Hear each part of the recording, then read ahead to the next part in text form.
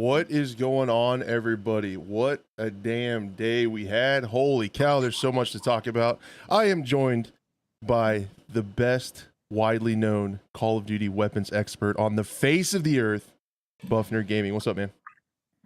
Hey, how's it going, Crash? Yeah, one hell of a day. Holy crap, we got a lot of information to go through here. Dude, yeah. So I don't know exactly how you want to go through it all. What's up, Big Fry? How's it going, man? Welcome in, dude. So happy to have you here, dude. We're just talking about the game you're working on actually before we went live. So that's cool. Thanks for being here, man. And everybody else, thank you guys so much for being here. This is the first time we've ever done a show. I guess this technically isn't like episode 36. I think is what we're ready for. This is 35 and a half and a quarter, maybe. Something like that. We'll have to do the math on that. Yeah. But yeah, we're somewhere in there. And yeah, man, we just wanted to get together and talk about everything that happened at Call of Duty Next. And we kind of planned this for a while, but when we planned it, I did not expect that much stuff. There was actually a metric shitload of information that was spewed out over the 5 hours. I kind of took some notes on stuff that I wanted to talk about. So it's a little bit discombobulated, but we can just kind of run through it if you want to do it that way. Yeah, that's fine with me. I could start off like just what was your like overall general take on it? Like how would you describe it in a few sentences? I was happy with everything, is what I can say. I was happy with everything. I thought everything looked good, and like you and I talked about, they're appealing to like every different audience, right? For different games like Rainbow Six, Tarkov, Battle Royale, Battlefield. So everything I saw looked and felt kind of like I would want from those games, or I feel it will attract the right audience, which is what their goal is. So I think they did a good job with their presentation and everything. I'm really excited to get hands on the beta tomorrow. And they confirmed DMZ, which is awesome. That's really good for us because we've been talking about that and hyping it up. And I think from everything we saw, specifically with like the Ground War and Warzone 2 gameplay, I think DMZ is going to be. I know you and I were going back and forth, and you were kind of hesitant after the Hazard Zone debacle, but I think it's going to kind of be pretty close to what we're thinking it's going to be. So I'm really happy overall. I think this was a really good presentation, and in my video that's getting ready to, it's processing now and everything. But I kind of said it in that video. I was like, there's nothing about this that looked like everyone was complaining early on. It looks like Modern Warfare 2019. It looks the exact same, like copy paste. I mean, it looks visually a little bit similar, but I don't see really anything about the game that makes me think Modern Warfare 2019, maybe besides like a few weapons, but everything looks much different to me, which is really, really good. So yeah. I think it's a lot of good changes overall, which is great.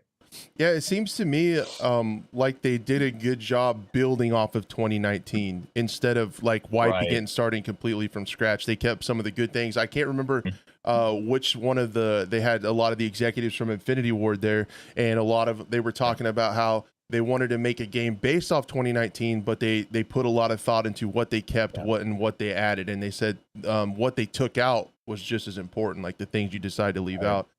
So I thought that was an interesting insight. Man, overall, just thinking back on a lot of the stuff they said, I thought a lot of it was W's. I think there's just nobody's competing with COD this year, man. They're going to be the top selling game on everything. Yeah. And it seems like they, over these last 3 years that they've been developing this, it really seems like they looked at all the trends at all the successful games, and they brought in enough people. I think this is kind of what Big Fry said on his video. They brought in all the power, the person power that they needed, and just got it done. They have, like I said, and this is what my biggest hope was, that they showed a commitment to fleshing out this modes and not just half-assing it to get people to buy the game. And what I meant by that was the hostage mode looks insane. There's a lot of mechanics and gadgets and stuff that we see similarities to Rainbow Six Siege. DMZ sounds like it's fully fleshed out, and honestly, the way the looting is, the weapon caches, stuff like that, it almost looks like the Al Mazrah, the Warzone 2 map, was designed more for DMZ. It looked like an extraction royale type mode. So that's there. Ground War looked really polished. They've done a lot. They stressed about all the stuff that they did to the vehicle mechanics to make that play better. Charlie Intel did a tweet where they said, "Oh, it's better than Battlefield. It's going to be more polished." I don't know if I'd go that far yet. More polished than 2042. I mean, that's not hard. Yeah, but that's I not mean, hard to do. But yeah, more polished than like Battlefield 4 and 1 and 3 and those classics. I would have a hard time saying it's probably going to play that good, but who knows? The water mechanics and stuff were really cool, and there were a lot of surprises for me. And I mean, we'll get into some of them, like removing slide canceling. Didn't expect that. Removing perks from Warzone. Didn't expect that. No loadouts in Warzone. I didn't expect that. Well, that was for now, though. They said with the current build there was no loadouts, but I'm assuming at launch there will be for sure. But it was good to see, refreshing, right? For sure. It looked like it will play more like a battle royale than it will like TDM until the last couple gunfights, like it is now. I am, as far as like my concerns, I don't know if you had any concerns. If I overall had to go over concerns, it would be it's Activision, and they don't have any competition, so you could potentially be seeing them go. I don't think it's not pay to win because you can unlock it with game time and stuff, but like the Vault skin for pre-order and the Vault edition, you'll have all the attachments instantly for the M4 right at launch. Right. Which it kind of raised my eyebrow a little bit. It's not the end of the world. You're gonna unlock them anyway, kind of whatever. So I worry about Activision being in charge of it and not having any competition at all. You always have to worry about that a little bit. And then the other thing I worry about is Infinity Ward caving into Twitter, to like, because people are upset about the mini map not having the red dots to chase. Dude, I have to interject that. I just don't understand the obsession with the mini map. I said last episode I mean, you're probably sick of me hearing it. I thought Modern Warfare 2019 played so much better with no mini map, period, which is why I was all about the realism mode. And I'll be honest, I didn't even notice there weren't red dots on the mini map and the betas and stuff today that we were seeing. I didn't notice it at all. Right. Yeah. I'm the same way. But I try to, with everything, I try to put myself in the other side's shoes and try to look at it from their point of view. And I get it. If you've played Call of Duty a really long time, you can really rely on that, and you can get good at reading it. Like you can see the dots, you can kind of, then you can, from that, if you're a seasoned Call of Duty player, you can probably tell where the spawns are going to be. You can probably tell where the other team is and kind of where they're going to be hiding and stuff like that. It's just something that I think people really, really get used to. So yeah, I get that. I kind of like not having it where you kind of have to rely on your senses. And I feel like Call of Duty gives you enough tools. Like people talk about, well, that lets people camp. I feel like Call of Duty gives you enough tools to handle campers. You can throw stuns. You have FMJ, so you can pre-fire spots where people camp. You have the heartbeat sensor. There's a lot of ways to deal with campers. Now it sucks in a mode sometimes like S&D and stuff where you don't have the chance to, like, because you don't respawn. But I don't know.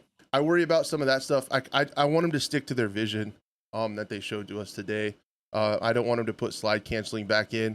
I don't think the dolphin dive is going to be an issue for spamming and kind of breaking the net code and playing off a ping to get cheesy kills, because I think they balanced it to where it seemed really slow to stand back up. So when you dolphin dive, you're not going to be to spam it. There was a little bit of bee hopping around corners. That doesn't bother me really. I thought the movement was good, and I hope they stick to their guns. Pun potentially intended there. So yeah, that was kind of my overall thoughts. I was really surprised at some of the directions they took. I thought they would be a little bit more scared to be more radical and branch out and take out some of those mechanics that people are really used to. Yeah, I agree with you. The dolphin diving, sorry, my cats are like going nuts over here, but that's all right. The dolphin diving, I have to be careful because the one likes to like walk behind the power strip, and he stepped on it a couple times and shut everything. So if for some reason I go dark, that's why, and I'll be back. But he's out of the room now. I'm gonna lock the door in a minute. But what the hell was I saying? Yeah, dolphin dive. So it didn't look bad because you can't fire when you. And I know you mentioned you were talking about Big Fry. Like, shout out to Big Fry if you're still in chat. Big fan, Big Fry. Been watching you forever. But Yeah, dolphin diving didn't look bad because you can't shoot when you're dolphin diving, and like you said, it takes a minute. It takes like a couple seconds to recover once you hit the ground. It takes a couple seconds to get up, and I don't see people just like frog jumping around the map. Right? There's no tactical advantage of that because you can't shoot when you're doing it. You're putting yourself at a disadvantage. It's meant to get away or behind cover, just the way the sliding mechanic is. So yeah, I agree. I hope they don't put slide canceling back on for movement's sake because I thought, if we're specifically looking at Warzone, talking about Warzone, I thought it played way better. And I know you didn't play Blackout, but I this played was it a like the little bit.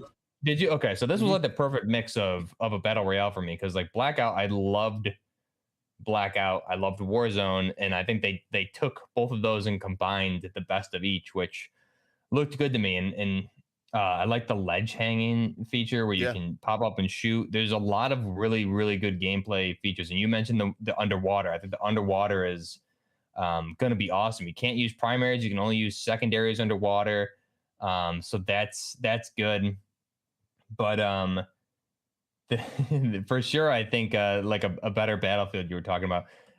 And I said it on the stream, right? If you had showed me if you had just showed me the ground war gameplay with zero context whatsoever, I would have been like, man, Dice really got it together. This looks awesome for the next Battlefield. But that would be it just felt, especially the map they were playing on, Seraph Bay, looked very reminiscent of a lot of like the Battlefield 3 and some of the Battlefield 4 maps, like Strike a Karkand, even some Karg Island vibes. Like there's just a lot of good stuff that I was seeing. So I was really all for that, and I like the implementation of bots too. I know we're kind of going all over the place, and I'm sure we'll backtrack here, but overall general thoughts, like the bots, especially for ground war and some of those other modes, like 20v20, and then you have 20 bots on each side, so it's 40v40. So you have 80 players. Um, I thought that was awesome, and they gave us a little bit of info on DMZ as well, where DMZ, kind of like we talked about last time, they made it seem like the AI is going to be tuned up much more uh, difficult to play against, almost like rogues or the PMCs and stuff like that we saw, the AI PMCs in Tarkov. So it's gonna make you have to think, which I like that. So I think everything that I heard today makes it seem to me like they're refining each mode for that core audience or the gamer that they're appealing to with that mode. I know we were kind of worried about, are they going to be able to do that? Is that really their goal?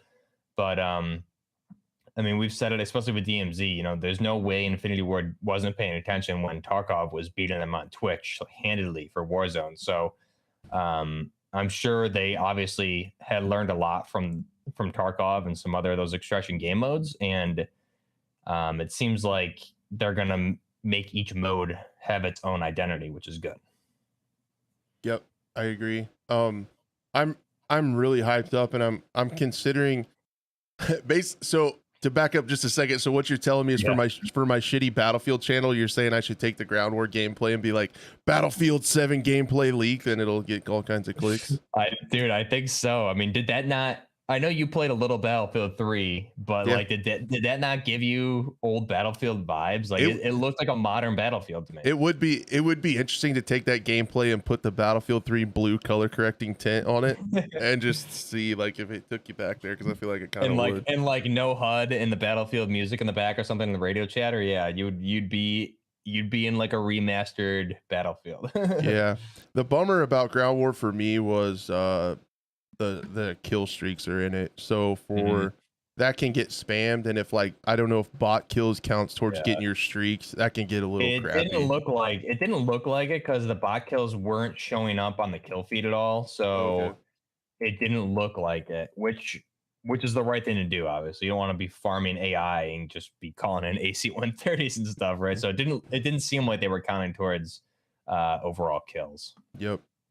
But no, the stuff that I really liked was, I feel like since they kind of trying to do something for everybody, I think there is a niche for tactical gameplay potentially in there. And I've been considering, based on the leaks and stuff, going that route with my channel, trying to cover like the tactical side of COD, and putting together like S&D map guides, based on like the strats little bit of coaching and stuff I've done with Rainbow Six Siege, I feel like I could do pretty good with the hostage mode, coming up with like loadouts and strats for people and to play the hostage mode. Gunfight's going to be lit.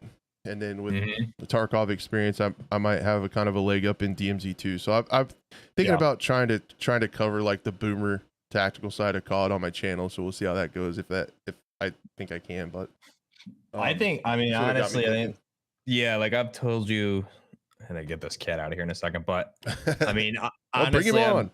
I've told, yeah, he'll make a guest appearance here, and he's gonna shut all over me. I think here he is. He's a troublemaker. What's his name? Arthur. I found him outside last year and brought him in. He was injured. He is. He's really happy and fat now. But I've been telling you, when I started my channel, dude, the night Modern Warfare in 2019 released, I had 124 subs, and I think like 2 days later I was at 3,000, and I just kept going and going. So you have like the Rainbow Six experience, you have the Tarkov experience to find your own niche there for sure, because there's going to be, I mean, like I said, we talked about this on Monday. I keep wanting to say last week, but it was just a couple days ago. You and I have like a leg up from our Tarkov experiences, and especially, I mean, even I played Rainbow Six Siege. The gameplay in this, everything in this looks like it's purposely made to be at a slower pace for gameplay. It's going to make the player have to think about things, right? There's choices you're going to need to make what looks like in any mode you're playing. So I think that's where you and I will excel. You know, things like positioning, strategies. There's a lot there to cover. So I think there's just so much content. It's gonna be good for sure. And you're already established with an audience. So yeah, even worst case scenario, you say, hey, look, Battlefield 7 and do groundwork, but I mean, you're gonna be fine. There's gonna be so many people are gonna be thirsty for gameplay and information, especially when the game actually launches. So I think there's just so much to cover here. It's gonna be great. Yeah, it's gonna be a huge game, just because I think they're trying to do something for everybody. And from what we saw today, it feels like they're fairly successful at that. Granted, haven't played it, but yeah. So with that being said, you just want to talk about some of these things I wrote down? We can try to, someone we've already touched on. We can try to go kind of fast. Yeah, we can spend more time for sure. I'm down with it. Let's go through it. Okay, and then I guess before we get into this, guys, really quick, if you are new to the show, you will see different platforms and stuff on the chat. Keep an eye on chat on the screen. We are broadcasting to multiple platforms, so you can read what other people are saying across there, chat with other folks. Also, the chat is on the screen, so when we put up the VOD over on the Scope channel, you guys are part of the show, and your opinions and stuff matter, and people watching it back can see what you guys are thinking and what you guys are saying as well. So that's important to us. And then also, if you're interested in a podcast, if you drive or something and want something to listen to, we're here. So we have a podcast, links in the description, wherever you're listening to it at, you should be able to find it. And yeah, with that being said, that's kind of how we run stuff around here. Let's talk about COD Next Notes. So how this is laid out on my notepad was I just wrote down interesting stuff that I saw as it happened. So it's kind of grouped and kind of out of order because they were kind of all over the place. They were all over the place. Yeah, I was super appreciative for all the information, but at the same time, I was like, I wish they would have like talked about it all together for like put it all in order. Yeah, exactly. And while you give the intro to, I'm gonna get this cat out of the room, so I'll be right back in 2 seconds. All right, no problem. The one thing that I thought was weird, and I definitely want to get Buff's opinion on this when he handles the kitty removal, the animal control. They said that the bullets are now coming out of the barrel. I know that Call of Duty has had like the ballistics and stuff in Warzone that are a little bit more realistic and stuff like that. Thank you for the sub, Flacco. But I didn't see anybody get close to a ledge. So like, if you guys know, if you've played or if you've watched Tarkov, when you get close to a wall or another person or something, the bullets in Tarkov actually do come out of the barrel. So when you do move your guns up in the air, that's where your bullets go. There's also hide over bore. So like if you're closer to somebody, it takes a while for that bullet to get up to where your reticle is. So up close, you're going to be shooting low. farther out, you can be shooting high, and then the bullet comes back down, just like shooting rifles in real life. So they said I don't know if you heard that, Buff, towards the beginning, they said that bullets are now coming out of the barrel. I watched really closely to see if anybody got close to like a window ledge or to somebody else to see, because in Tarkov, that's actually like a strat. If somebody's got an SR-25 or something with like a really long barrel and SVD, and you have like a short pistol or something, you can actually barrel stuff them. Like if you're on factory something, you can get up close to them and their gun will go up in the air. And if you have a little pistol, you can still shoot. So I didn't see how that interacted. I have a really hard time believing that, because as close as fights can be and stuff, everyone has been so used to the bullet is where the reticle is, like every single time. I don't see that. I didn't see any evidence of hide over bore and stuff like that. So that was confusing to me. I don't think it was true. Yeah, I didn't really see any examples. I never really saw anybody where like their barrel would be blocked. I saw some mounting and stuff like that, but I really didn't see any examples of that. So I'll test it out tomorrow if you remind me for sure on stream, and we can see if it happens. Because I wonder. But that whole movement mechanic that they talked about, bullets coming out of the gun, they talked about a lot more about how the movement will happen, and they refined everything to make it more.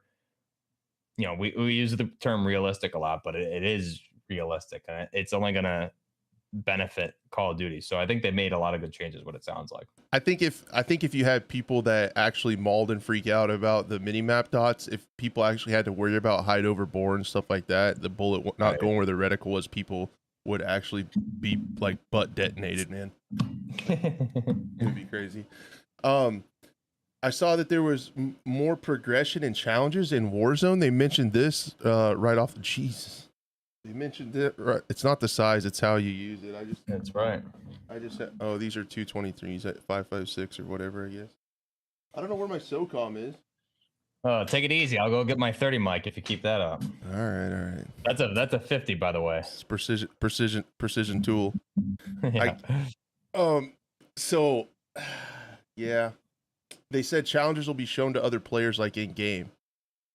So they said you'll be going for challenges and other players and stuff will know it. So I don't know if there'll be like billboards or something like that people will see. So like, cause like, isn't it in Apex? You see like the champion, like the highest ranked person or the last person that won or the high kill leaders, like up on signs and stuff. Like it's like arena. Yeah, I'm not sure how they're gonna do it. Apparently my camera's lagging. Chase is saying, I don't know. Yeah, it's giving me like red and orange bars.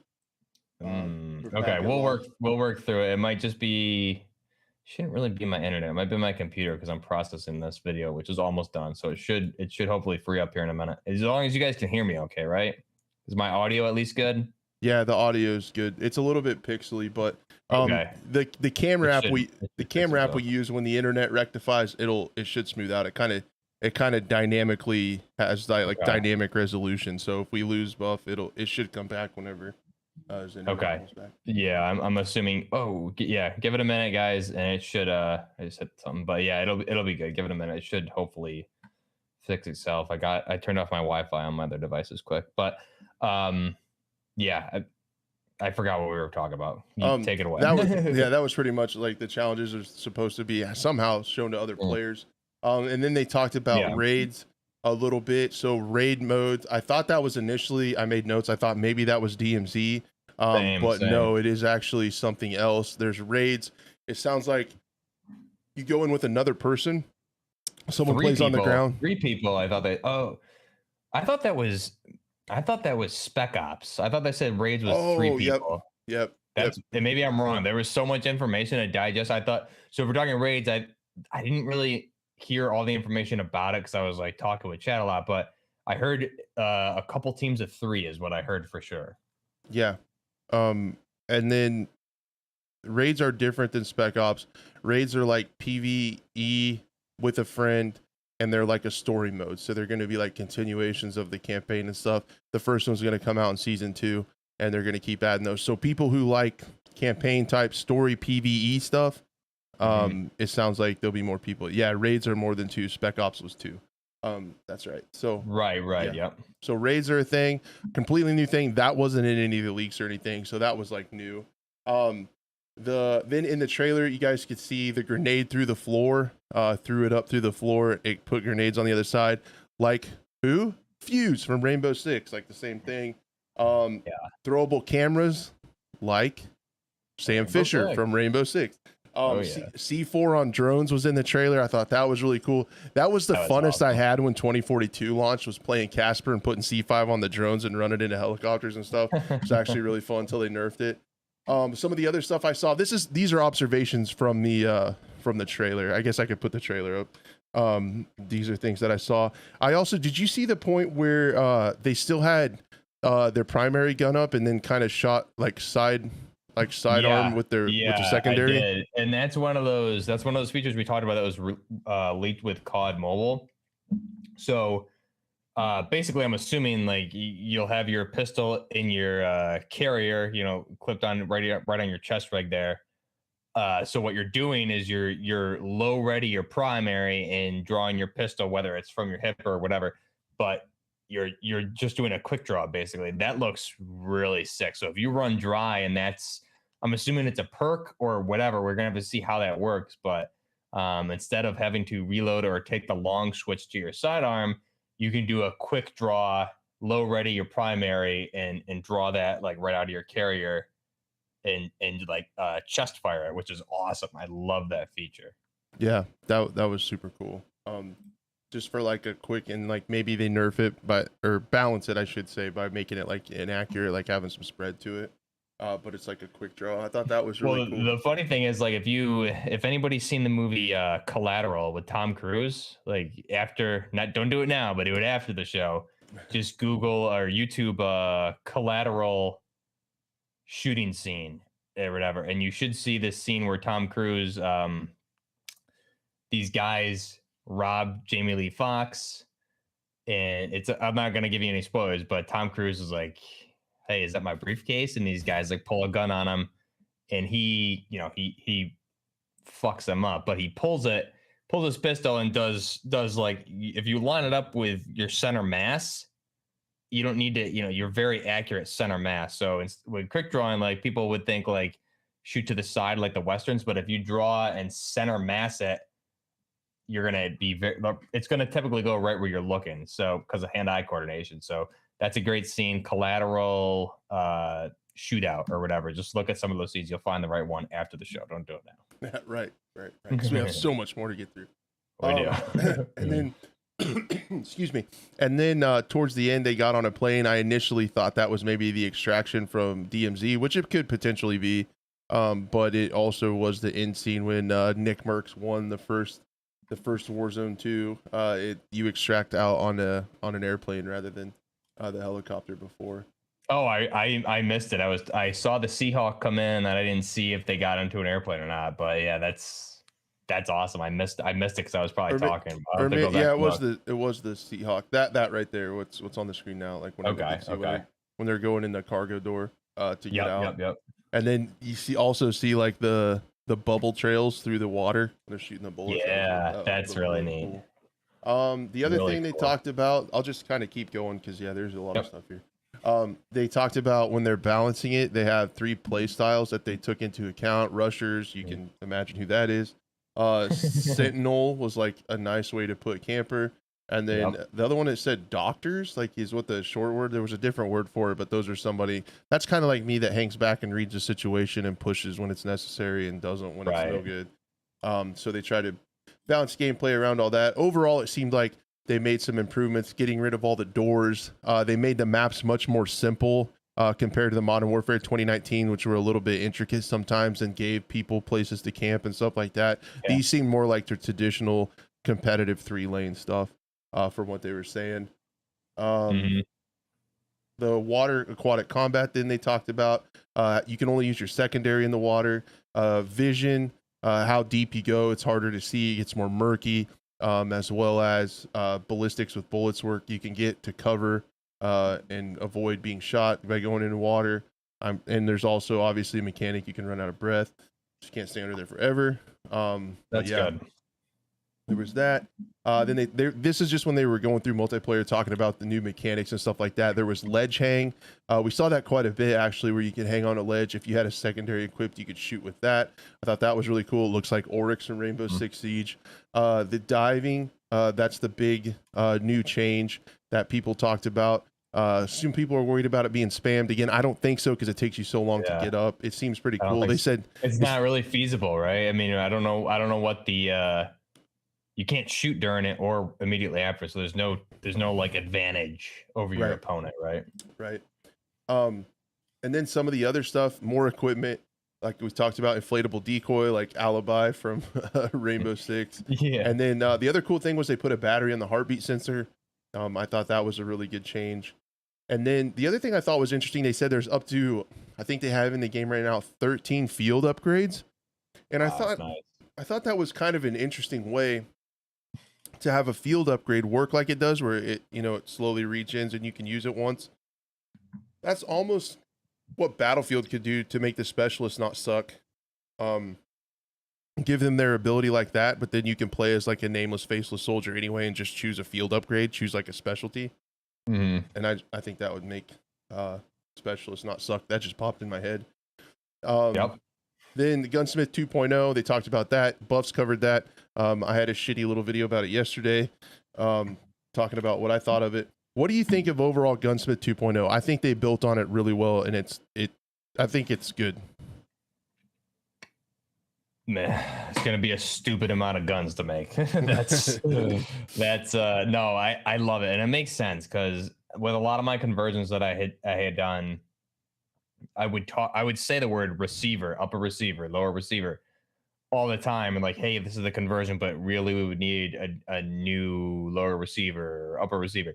So I reference the word receiver so many times in all of my videos. So I don't know. Maybe Infinity War was listening to my stuff, maybe. But no, it makes sense. Pay buff, invite buff, and pay buff. No, but I was like, for honestly though, in all seriousness, it seems like this gunsmith was like made for me. It's almost as if I were designing this, is what it was made for. So I'm really excited. I think this is if we look at like the next we talked about it earlier in the beginning of the show, like the next logical progression for everything in this game. We don't want it to be a copy and paste. We want it to rhyme, but also be new, different, better. So like if we look at the M4, from what we've seen, there's 5 total weapons out of the M4. Now those are like legit conversions though, that are making new weapons in other weapon categories. Because if we look at the M4, I mean, there's the base M4, there's the M16, there's the Fight Light MCR, there was the battle rifle variant in 458 SOCOM, and then there was the Hurricane in the AR-57, and then there was what looked like the Banshee. So at least, well, okay, so 5 total receiver options, right? But out of that, I saw a Banshee, I saw Salt Mod, I saw Mark 18. So there's just so many weapons we can make out of one gun. And if you look at Modern Warfare 2019, like, yeah, we could make a lot of different variants and stuff, but the conversions, the variants are going to be very plentiful for sure. But I do like how they're doing it, because I'll show it tomorrow in the beta. I know Charlie Intel posted a quick video showing all the weapons, but we see when you have a different receiver unlocked for a platform, like for example, the M4 has the Fight Light LMG conversion as part of the platform. So under the LMGs, the Fight Light is an LMG that's selectable once you have it unlocked. So it'll be there, but it's locked until you get that receiver from the original platform, being the M4. So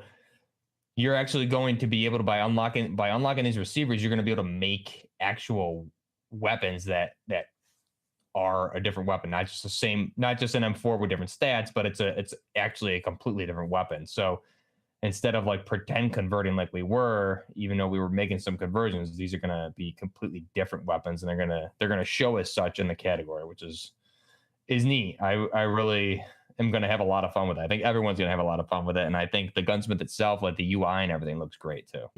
I am with Nick where he said in chat, a little bit disappointed that there weren't the sliders that were rumored to be coming. I thought those would have been really cool. Maybe they will later. Like there's that potential, but yeah, they weren't in there. I'm sure it was just the build, I'm guessing, because I mean, I'll be honest, I didn't see really any gunsmithing today. The only thing I saw today was the only gunsmithing I actually saw was from yesterday's video they did. I didn't really see any. I was going stream to stream, especially in the main Call of Duty stream. I didn't really see anybody playing with the gunsmith at all, which was strange. Right. Agreed. What do you think of controversy? What do you think of vaults being pay to win with having all the attachments unlocked? I think it's stupid, but the caveat is we really don't know that much about it. We do know, okay, you have a lot of things unlocked, 50 plus, but I also heard that you don't get everything unlocked. I know Prestigious Key did a video saying you really don't get everything. And they're very, very rare, Joel Emsley said. So like they're, what is really rare? I guess we'll have to see. But yeah, I mean, I don't like it. To be honest, it'll be cool because I do have the XGX Cinder vault unlocked tomorrow, so I'll look at it. But I'm more interested in like leveling up the base one, just because I don't hate the aesthetics of that vault, but I don't love it. But yeah, I mean, it is pay to win, right? You're unlocking like the AR-57, the Fight Light. You're unlocking all that stuff off the bat, which is kind of dumb, but yep, it is what it is. It's not like you can't unlock it. Anybody can unlock it. You're just gonna have to grind for it, which I mean, it's gonna make people pre-order the Vault Edition. Yeah, you know what it's to get money. Yeah, yeah. Stupid, and I was like, you know what they call that? That's business, baby. That's is business. Yeah, they're in it to make money. So that's why I'm worried about nobody like competing with them in the AAA space. But if that's as bad as it gets, that's probably okay. And I just because I saw it on screen, I want the two-handed vaulting. What do you think of that? I think it's two-handed if you don't have a pistol, right? But if you have a pistol equipped, it will pull that out. I think so. Or do you have to? We need to see it in a couple different situations. Everything I saw, like ledge hanging or ladder climbing, I saw the pistols out. But if you're like vaulting over like a high wall, you're two-handed, doing it with two hands. Hopefully, so, I think that makes sense. Hopefully, it's a little bit better collision-wise. Iceman Isaac was struggling with it in that clip, and hopefully it's not like super touchy like that. I'm guessing the issues he was having is just because it's new, and you don't have to be as precise in game. And I'm sure they can, fine-tune like the areas or collisions where that like takes place. But no, I think that's really cool. I think, I mean, it's just another little bit of like a tactical decision. Like I want to go over this high wall, and to do so, it's going to be an advantage of me to get there, but I'm going to have to be vulnerable for a little bit while I do it. So I think that's pretty cool. And peeking up over is cool. With proximity chat, there's going to be some clips, man, of just funny stuff happening. I feel like, yeah, I there's got to be an option to like toggle it on and off. Yes, everyone, Charlie Intel was saying it's like insane. I'm hoping they'll put like a but just like Tarkov, right? A button to activate it, because otherwise, right, you're just gonna hear all this radio chat. It's gonna be crazy. They also, and it was at the beginning, I think. So when everybody was queuing up, they need to make it like PUBG, where the prox chat doesn't work until after the game started. A little while. It's even a little while after the game starts before it works. And then it needs to be like Tarkov, where you have a hotkey where you can turn it off.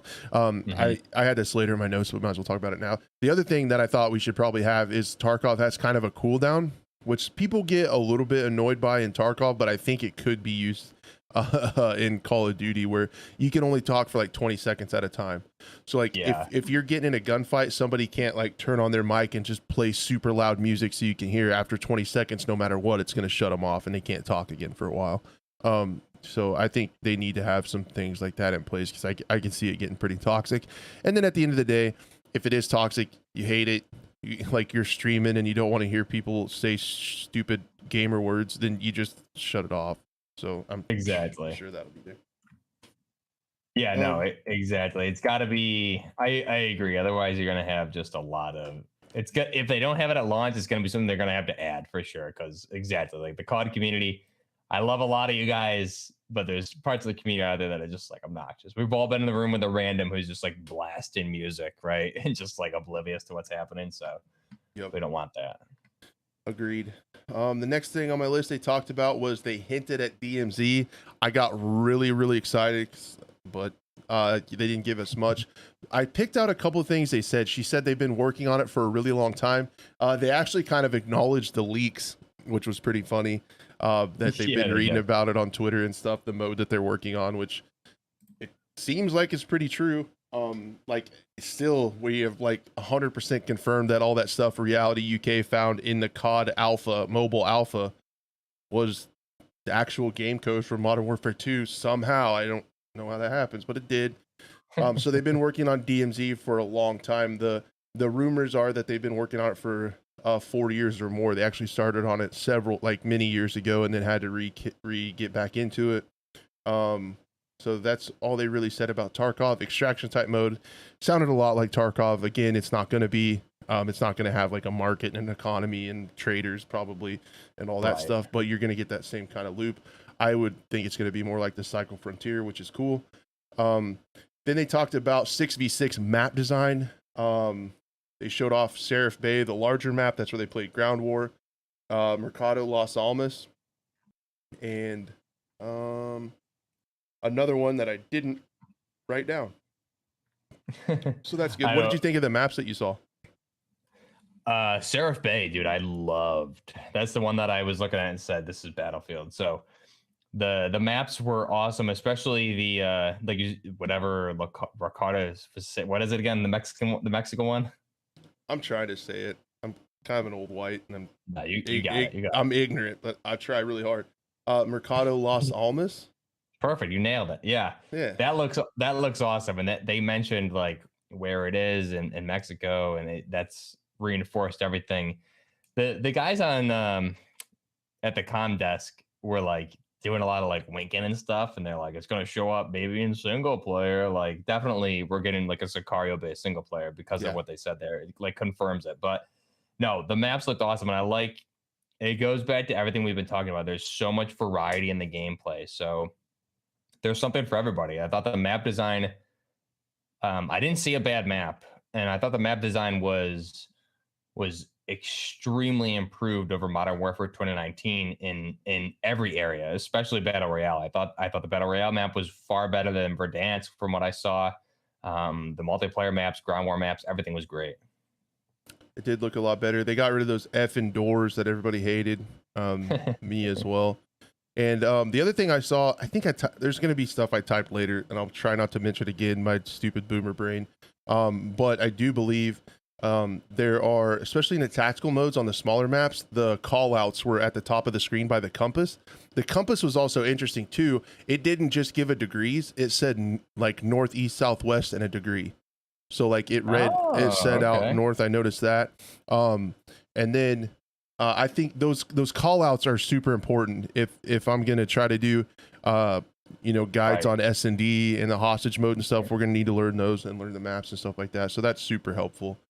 Yeah, you'll need to know, especially like through playing it, you'll need to know the direction that you're calling out and roughly a degree or two. But especially for like Battle Royale and DMZ, that's going to be very, very clutch. And yeah, Rick, I also like the color too. I think they added just a tiny bit splash more of color than 2019. So I did like that too. Wasn't anything cartoony, Black Ops 3 over the top, but like it was like I just liked it a lot.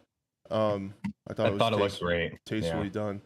And then when they talked about those maps, they talked about the large invasion mode, frontline mode, 20 versus 20 with 20 AI per team. Then so it's 80v80 then basically, right? No, 40v40. Awesome. 40v40, 80 total. I thought right. So 20v20 players and 20v20 AI. So 40v40 total. Yep. Okay. Yep. And then there was like a frontlines type mode where you try to push the front line forward, and then they also had like an overall conquest mode. The other thing I didn't see was we saw in the leaks there was a ground war bomb mode. I'm hoping that's like Rush, but from there, but they didn't say anything about that. Yeah, I didn't see anything about it, but I'm assuming I remember hearing about it and we talked about it here on the channel too. So I'm guessing it's just something that probably wasn't shown yet. Um, but who knows what we'll get in the beta, especially at launch. There's going to be a lot of these modes. So I'm assuming maybe it's going to be one of those like, boots on the ground war that we would get, like those limited time or cycle rotation of the modes. So um, that's like the rush mode, like you said. So that'd be really, really cool. Yep, that would be really cool. Evil Mango, thank you so much for the awesome dono for 10. And the super chat was amazing. Cheers, brother. I appreciate you, man. Thank you. I love the name, by the way, Evil Man. And the super chat's even awesome. better. It's freaking hilarious. I'm gonna read it. Yeah, read it. I think you'll like it. Then what else was there? Oh shoot, I scrolled up too far. I got too excited. Yeah, the new invasion frontline mode. Again, I typed in here about like Charlie Intel making a tweet. It'll just be interesting. I thought some of the balancing stuff in the original ground war, I hope they learned from it. And the kill streaks got pretty spammable in that mode. Like if you were farming with the vehicles, it got a little frustrating. Right. In my opinion. And they talked a little bit about the hostage mode. You get your hands on that tomorrow. So they talked about there's like a radar mode. So it almost sounded like Siege where there was a little bit of a prep phase. A radar mode went off you could see where all the defenders and stuff were. And then once you grab the hostage, the HUD indicator goes away, which is smart. I think that'll play a little bit better. And I think there'll be time to set up, throwable cameras and maybe some like cluster charges and stuff like that. Maybe do some like nothing crazy like Rainbow Six Siege, but some little strat setups would be pretty cool. Oh yeah, I'm excited, man. If I can get like a crew, like a 6-stack to play together most nights, I think with like a little bit of strategy and comms, you can shit on like other groups of randos, like with just some comms and stuff. Yeah, it's good. I agree. I'm excited for that. Definitely, you want to coordinate and communicate is going to be clutch for sure. Then they said special ops return, so I think that's good. That's just more content. Return as a third mode, and that's where there's 2 people, one in the air, one in ground support. And then they showed the samurai skin. Where are you at on that? Is that too out there or? No, I mean it was. I'm not going to be running it, but it wasn't anything. I said it on stream. It looked a lot like there's an operator or a specialist in Black Ops 4 Blackout that looked like very, very similar. It was like a mix, but it didn't take me out of it at all. I can work with that. That's completely fine. Okay. But it's gonna happen. It's gonna. No, it's gonna happen for sure. But I was okay. I didn't see any operator skin that I was like, what the hell are they putting that in the game for? Yeah. Talk to me in like 6 months and we'll see. Oh, I know how that conversation is going to go already, I feel like. And then they got into Warzone 2 a little bit more. They talked about Al Mazrah. I thought the map honestly had a little bit of a caldera shape to it. The observatory, the highest point, kind of looked like it was in the same place as Peak in Caldera. It looked similar there, yeah. I'll see if I can pull the map up. It wasn't nearly as high though, but right. It did remind me of like a little bit of a mix of Verdansk and some of the Caldera, like. But I mean, dude, you need to go watch or play Wildlands because that's what it really reminded me of. Like I said, there was a time somebody was like riding on one of the white SUVs, and I was like, damn, is that Wildlands that I'm seeing right now? It looks exactly like the Wildlands map. It's really cool. Yeah, it did because I have been watching what Jim told us, the EA developer told us to watch. I have been watching that, like how they procedurally generated the terrain on Ghost Recon, and yeah, I got that vibe for sure, like how the vegetation was kind of sprinkled in and real rocky, and a lot of topography and stuff like that. So let me pull this up here. It sounds like it's going to be a similar deal, where there's the chunks of the map are going to be used in ground war. You see Seraph Bay. Yeah, exactly. And that makes sense, right? I think that's the best way to do it because we're going to be playing those maps. So by the time we have like 2 weeks till Warzone 2 comes out, and then we'll at least be a little bit more familiar with the areas. And that, I know some people were complaining about like the speed or how the length of the gameplay for Warzone 2, but a lot of that is people just not being familiar with anything. So I think once we know the maps and stuff from playing base multiplayer and ground war stuff, it'll be a lot better. Yep. And just to answer the question in chat, it goes along with the conversation. DMZ is coming out with Warzone 2 on November 16th. If you've been watching the program, been following along with us, we had that a couple weeks ago. We were all over that. We had breaking news on this program when it was revealed on the World of Warcraft Reddit that it's coming out the 16th. But there was some back and forth on whether or not this would be free to play, and it turns out it is free to play with Warzone 2. It confused me because they were saying, I thought at the commentary desk, that DMZ will be available on launch, but maybe they weren't. Maybe they meant on launch of Warzone 2 and not the game. Because originally when they said it, I was thinking on stream, okay, DMZ is going to be available day one, but it seems like that's not the case based on like some of the stuff I'm seeing now. Yeah, they went. I thought it was like back and forth too, but I really think it is. It makes sense for on the same day as Warzone 2. I guess we'll see. But that's what I'm saying now, is it'll be available with Warzone 2. Yeah. I don't know why your camera's being crappy tonight. Is it still freaking out? Yeah, it just keeps dropping signals sometimes and it gets real grainy, and I don't know why. And it's like bouncing back and forth. I don't know. Yeah, that's weird. I'm not doing it nothing crazy going on here. I don't know. I wonder if it's on my end. It works all the time until you really want it to, and then here we are. That's technology. Then they talked about, dude, every time they talked about the vehicle mechanics. I was really impressed with the amount of detail that they put into vehicles, what it appears to be new physics, new handling, how they have gas and you can fill them up at gas stations. If you blow a tire, you can repair the tires. You can also repair them at gas stations. They had the big helicopter that we were talking about from High Rise, that it looks like. So that was all really cool. I think the filling up with gas and like doing a tire change and stuff is awesome. You'd be out there with your impactor, like change the tires. It'd be awesome. I dig it. Yep. So that was cool. That'll be really interesting to see how it plays in ground war. How was the they did the little promotion with the electric Hummer? Does that not run out of gas, or do you have to charge it? Like, is that you got to hit up Elon Musk and get that thing charged, or what? Dude, I was figuring, because at the beginning of the show they were talking about vehicles, and they said like, he like did another again one of those winks, like almost everything needs gas, and I was like, is there like electric cars in the game? Like, what else wouldn't need gas? Or is it be air vehicles? But yeah, then they promo the electric cars. So how do you charge it, right? But I mean, that was like cars run out of gas. I wonder what the electric car is going to do. I would assume you would need to charge it, but maybe it lasts longer. I guess we'll have to see. Yo, I don't know. It was kind of a cringy like bro moment. Like, oh geez, how much did they pay to put that in the game? But I didn't think in game it didn't really look like out of place, right? No, it doesn't hurt anything. Cool. It was just kind of cheesy, but hey, that's business, baby. All right, it is business. It is. Then that's when they mentioned prox chat, and I was like, holy shit, it needs a mute hotkey and cooldown, like we talked about already. Yeah. The detail I thought was really cool about the looting was there's like logic to the looting now. There are weapon caches like Tarkov that you can memorize that are always there. So if you're in trouble, you can go there. Like the medical supplies, like stims and stuff, are located in medicine cabinets in bathrooms.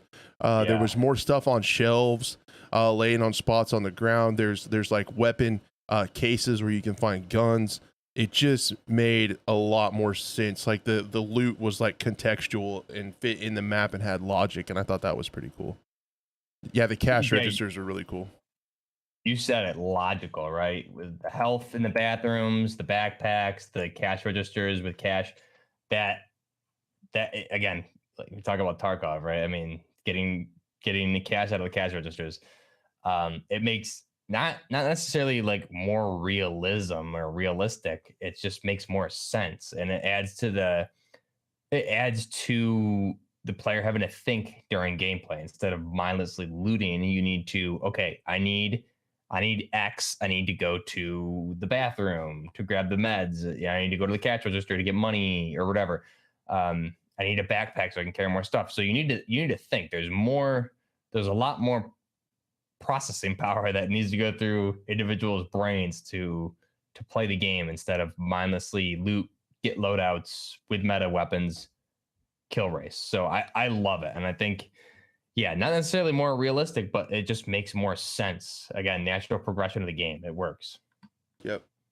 I like that quite a bit. I thought that was really cool. Hidden caches, meds and bathrooms. Yep. What did you think? The other thing that kind of caught me off guard was the circle splitting at the end. I thought that was a really interesting mechanic. I liked the change. It's just something different. It might play like dog shit. I haven't played it yet, but I thought it was cool that they made an effort to do something different. Yeah, I liked it. And they said it's not going to be every time from what it sounded like. It won't happen every time, but it does have the possibility of that happening is there. So you could just have a regular old circle, or it could split up into, I don't know if it's always going to split into 3 or it'll split into 2 or 4, but it sounded like what they said, it doesn't happen every time, but it does happen. Again, more you need to think more as a team and work together as a team, because okay, if there's a 3 circle split like that, okay, we cleared out our circle, now we need to move with the circle as it moves to the center circle. It's just a lot more, I feel like it's a lot more strategic, right? So tactical, strategic, however you want to call it, you definitely need to be communicating and be on the same page with your team and understand how you're going to approach engagements, which is good For sure. Then the other thing was, I'm trying to make sure. Man, yeah, they went all over the place, and so are my notes, and so are we. Sorry, everybody. Yeah, DMZ free November 16th. They didn't go in depth. Uses the whole map, so it doesn't sound like in DMZ that there's any kind of dust cloud or gas to bring it together. You just kind of use the whole map and do what you need to do. Lots of AI. They said loot up and exfil. Yeah, I think it's just it's gonna be interesting to see. They said she mentioned really quick, like you could do what was it? They said you could go in and hunt players, you could avoid fights, you could go in to do missions or loot, and then exfil when you're ready. So like it just right. Yeah, sounded pretty cool. No, I love the way it's. I was kind of bummed we didn't see at least a trailer for it, but I'll be honest, I don't think it's because it's like in a bad state or anything. Obviously, they're probably still refining it, but I think they were obviously paying attention to what EA did in Battlefield and Hazard Zone. You know, Hazard Zone had us all so hyped. Whenever they released that was June, August, right? That original trailers for it just had us so hyped, and it was the biggest letdown. So I think and the only AAA studio I trust right now is Infinity Ward. I think this is going to deliver, but I mean, imagine if they went into DMZ today. We would just be. I'm already overwhelmed with everything. So if they went into DMZ, I'd just be like, my brain. I don't even know, man. I wouldn't be able to be doing this right now. It's too much information. So that's true. I think it was. I think they did not show it on purpose, and I'm excited to see what it looks like. But the time needs to be right, and I think when they show it, it's gonna like blow everyone's minds. Yep, that makes sense because. Yeah, there was much more information than I thought. I was hoping for DMZ, but yeah, at the same time, it could get lost in everything. I'm really hoping that it gives me flashbacks. I'm hoping the reason we didn't see gameplay is because that reason they want to give it its own light between now and launch, and not because it's not ready. So I'm scared. I'm scared. I'll come out and say it. I'm right there with you. I'm right there with you. They have Strongholds. Did you see that? So the Strongholds where you I did see it with AI there. We did see a lot of AI in the Battle Royale gameplay, which looked good. So that's where you're apparently going to be able to get your loadouts from, is by infiltrating the Strongholds. But it just wasn't an option in the current version they were playing. So I liked that. I saw a lot of people killing some AIs. It was good. The AI seemed pretty strong, didn't they? Like They did. They did. Yeah. I think a mean, couple of streamers got killed by him. I they think. did. Yeah. It seems like there's from what we heard originally, like different strongholds. There's going to be low tier strongholds to high tier strongholds. So the higher tier strongholds, if you're going there, there's a risk reward, right? Whatever you get from clearing out and taking that stronghold would be worth it, but you need to fight harder AI, which is again teamwork, coordination, all that. So it's everything it's everything I wanted from the event today. It's everything I wanted to hear. Yep. And then I think it had a key. So the way I understood it, when you killed like the last scav or AI or whatever, it gave you a key, and then you could unlock the stronghold and get all the loot stuff. I think because I saw keys in there. There was also a get out of Gulag key card or key. Escape the Gulag, so that was cool. And then I remember there were a lot of keys in the data mine stuff from the Warzone Mobile that Reality did. So there were a lot of different keys and loot. Yeah, and we like saw that, a lot so of key cards and stuff. You're right. And I did see keys for the strongholds and even keys to just get the Gulag. So there's going to be a lot of stuff. And those keys for the strongholds, I wonder, like I'm assuming it's you take the stronghold, and if you have the key, you use it to get the rewards. I'm assuming there's like probably different unlocks within the strongholds that you would get. Yep. And then this is where they mentioned slide canceling not being in there. We already kind of talked about that at the beginning. I could see them adding it back. I sure hope not. Don't do it. I hope not. The dolphin dive mechanic I put on there, it was strong. I did see somebody do like a drop shot thing, and I was like, oh man, that's gonna be the next spam thing. But then they got killed because they tried to get up and they couldn't shoot, and it took them like forever to get back up. Yeah. So that was cool. For balancing purposes, I think. Hopefully somebody doesn't find an exploit with that, and someone's just like doing up downs like they're Motor City Dan Campbell before Detroit Lions practice up down 40 times. Let's hope not. Please don't. Yeah, definitely. But somebody will find it if it's there. Oh yeah, for sure. I hope there's not an exploit, and I hope they actually did the right play test this time around, because I know we were talking about it on Monday. Like, how do you play play test for that stuff, right? I mean, it's difficult. So hopefully now they say, okay, these are the exploits that we saw in Modern Warfare and Warzone. Let's try these. These new mechanics. We need to try to abuse them. We need to try to abuse the meta attachments, etc. So. Yep. And then, oh man, my notes are funny because I remember my thought process here. So you saw the tactical, like the body cam was the spectate. I thought that was really cool. I'm glad you mentioned that. Yeah, it's the helmet. It's the helmet cam. That was amazing, dude. I typed it in your chat because I was doing something. I was actually writing in my notes, and then I came back to your stream and I saw the gun on the left side of the screen, and I'm like, it's left-handed gun hold. You can play as a left-hander. I was like, oh shit. And then, oh no, then I saw his arm was still on here and like the helmet. And I was like, oh. So I was like, on my notes, I wrote left hand gun hold, question mark, exclamation mark. And then I put, oh no, it's just a body cam on there. I remember you said that. You said that and I was like, whoa, really? Wait. And I didn't even notice that that camera was a helmet cam until a while after, because I was just like, oh man, they're showing like an over the shoulder view, but then I realized it was on the right hand side of your helmet. But yeah, you said that and I was like, holy shit, really? How did I miss that? But I mean, it looks, I really like that, dude. That's a cool touch. It's awesome features. Yeah, that's really cool. Because somebody was playing, I didn't even realize they were being spectated, and that gun was on the left side. And they were coming around the corner, and it looked like they were doing a left side peek with a left-handed gun. And I was like, that's like Tarkov, where you can kind of like quarter lean and stuff. I was like, oh, but then it's like, no, it didn't. It got me. Yeah, I think if we're going for inclusivity in gaming, we got to have left-handers. I mean, right. If you're gonna do it. You need left-hand shooters for sure. I'm an underrepresented group of backward shooters that needs to have left-handed characters. Please. So I have a question. As a lefty, is it awkward for you playing FPSs where it's all right-handed, or is it not a thing? No, because I'm used to it.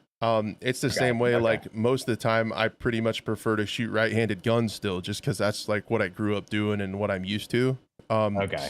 So like I grew up doing competitive shotgun shooting, and I actually did one time special order a left-handed Benelli, with the everything, Really? the Okay. safety and stuff, and it had the stock was canted correctly, but it had the receiver, the ejection port was on the left side, and it was cool. But like, man, every time it just wasn't working because I grew up shooting right-handed stuff, right-handed safeties. So I would go to load it, and like I'd put hit the side of the receiver, and the ammo would fall off because it's on the other side, and then I'd always have it off safety because it was backwards from what I was used to, and I was like, I just shoot right-handed guns. So I just prefer right-handed guns. I do have, well, there you go. yeah, I do have an AR that's left-handed upper and then a normal lower, so like it ejects the right way because sometimes I get stuff in my face. Left upper. Okay, so it ejects from the left-hand side then, right? Yeah, and that's pretty much it. So it's still got the Okay, back. that's cool. It's still got the back T handle like normal. So like, and then Mm. the safety is like on the same side, and the mag release is on the same side backwards for most left. It's a mess. That's neat though. I like that. I That's- went gun range video when right. I did video on shooting suppressor, shooting my suppressed lever action in the background, shooting supersonic and subsonic ammo, and like hearing the difference of like it breaking the sound barrier. I did record that. I never uploaded it. Want it? But I have it. It's in the can. I want it. As the professionals As they say. as they do. Yeah. Right. Yeah, so no slide canceling, awesome. Dive mechanic, not as strong as I thought originally. Yeah, and then that was my question mark on barrel collision. I didn't see any of that. The helmet cam was really cool. Mini map, my notes say right here, mini map not showing dots. People will freak. So I noticed. You're right. Yeah. I'll be honest. Like personally, I don't. It's funny because okay. So here's case in point. I'm gonna prove this. Spit some facts at you guys right now. Hit me. Final War for 2019, they didn't have the minimap, right? Everyone complained. We want the minimap so we can see where we're going. We don't want to chase red dots. The amount of people I heard bitching about that, we're not chasing red dots. I don't want to chase red dots. I just want to see the map so I can see. And now, okay, that you have the minimap, but you don't have red dots. Now, what's the problem? If you didn't want to chase red dots, why are we complaining about it, right? So they wanted to chase red dots because they can't play the game without chasing dots on a screen. So that's sucks to suck. I don't know what to say. They're gonna get outgamed by some tactical people like you and I. So yeah, we'll see. Hopefully they stick to their guns. I bet they have a switch that's ready to flip it oh, on. I'm sure they do. I'm sure they do. But I'm just saying, like, if those people were to play Tarkov, like, what? Where am I? There's no dots. What do I do? No minimap. Like, I don't need to chase dots. I just need to see where I am because I can't see in front of my character. So I always thought that was a BS argument for 2019, and I thought the inclusion of the minimap with the dots kind of ruined the game. So it's interesting that now there's a minimap, which looked fine to me, but people are complaining because there's not dots there, right? I think it's not good to have that with the dots because if I want to run unsuppressed, same with Warzone, right? If I wanted to run something unsuppressed, I show up. Why can't you just use your ears and hear it? And so if we look at like Warzone for an example, or even multiplayer in current Modern Warfare 2019 and Warzone 2, you're getting penalized for not using a suppressor. So if you're going to use a suppressor in current Call of Duty, what do? You need a monolithic suppressor or the equivalent in the other games because you get damage at range. So you're limiting the attachment options for the game to one option instead of, okay, no dots, you can use whatever you want and expand upon the different builds, which is a good thing instead of locking everyone in a strict meta, which I really hope, I think you said, I hope they stick to, this is their vision. I hope they stick to it. Yep. Me as well. And then perks worked a lot differently than they have in the past. Those are pretty crazy. You can select up to 4 and if I remember right, you start with 2 and then you earn them as you like a score streak kind of. You earn the 3rd and then the 4th perk eventually. As you stay alive. Pretty sure.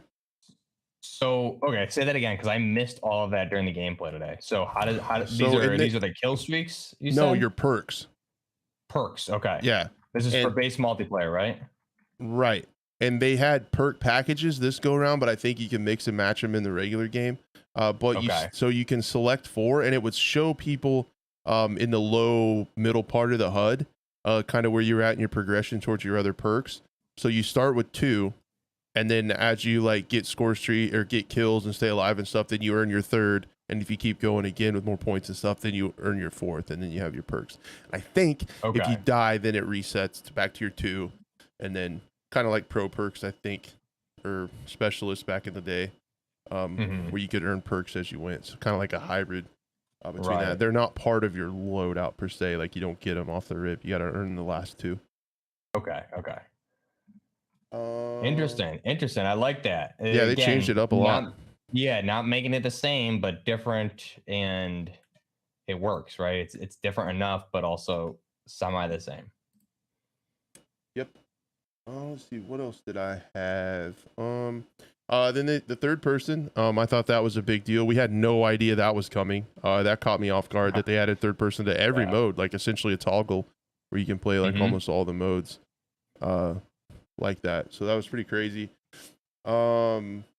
Yeah, and I think again that just adds like, so I've said it. I'm sorry I keep saying it, but they have all the modes for people that like different kinds of games, right? And this just added another one with third person. You added like potentially like old school SOCOM fans and like third person PUBG fans, and even like Battlefront. So like the Battlefront Star Wars games were all third person. They quit developing that because DICE. So now there they are. There's third person for the people that like that, because there is a subset of the community that likes that. There is. Yep. So and I could see them doing third person in Warzone too, as like an event or something. Because PUBG started out third person. Your favorite game, Fortnite, that you love. that is my. I play it all the time off stream person. and off videos. You caught me, man. Don't tell them that. That's probably why they can't. That's probably why the camera quality sucks. Is because you're playing Fortnite right now. Is it still bad? There's nothing, like literally nothing happening. I don't know. I don't have.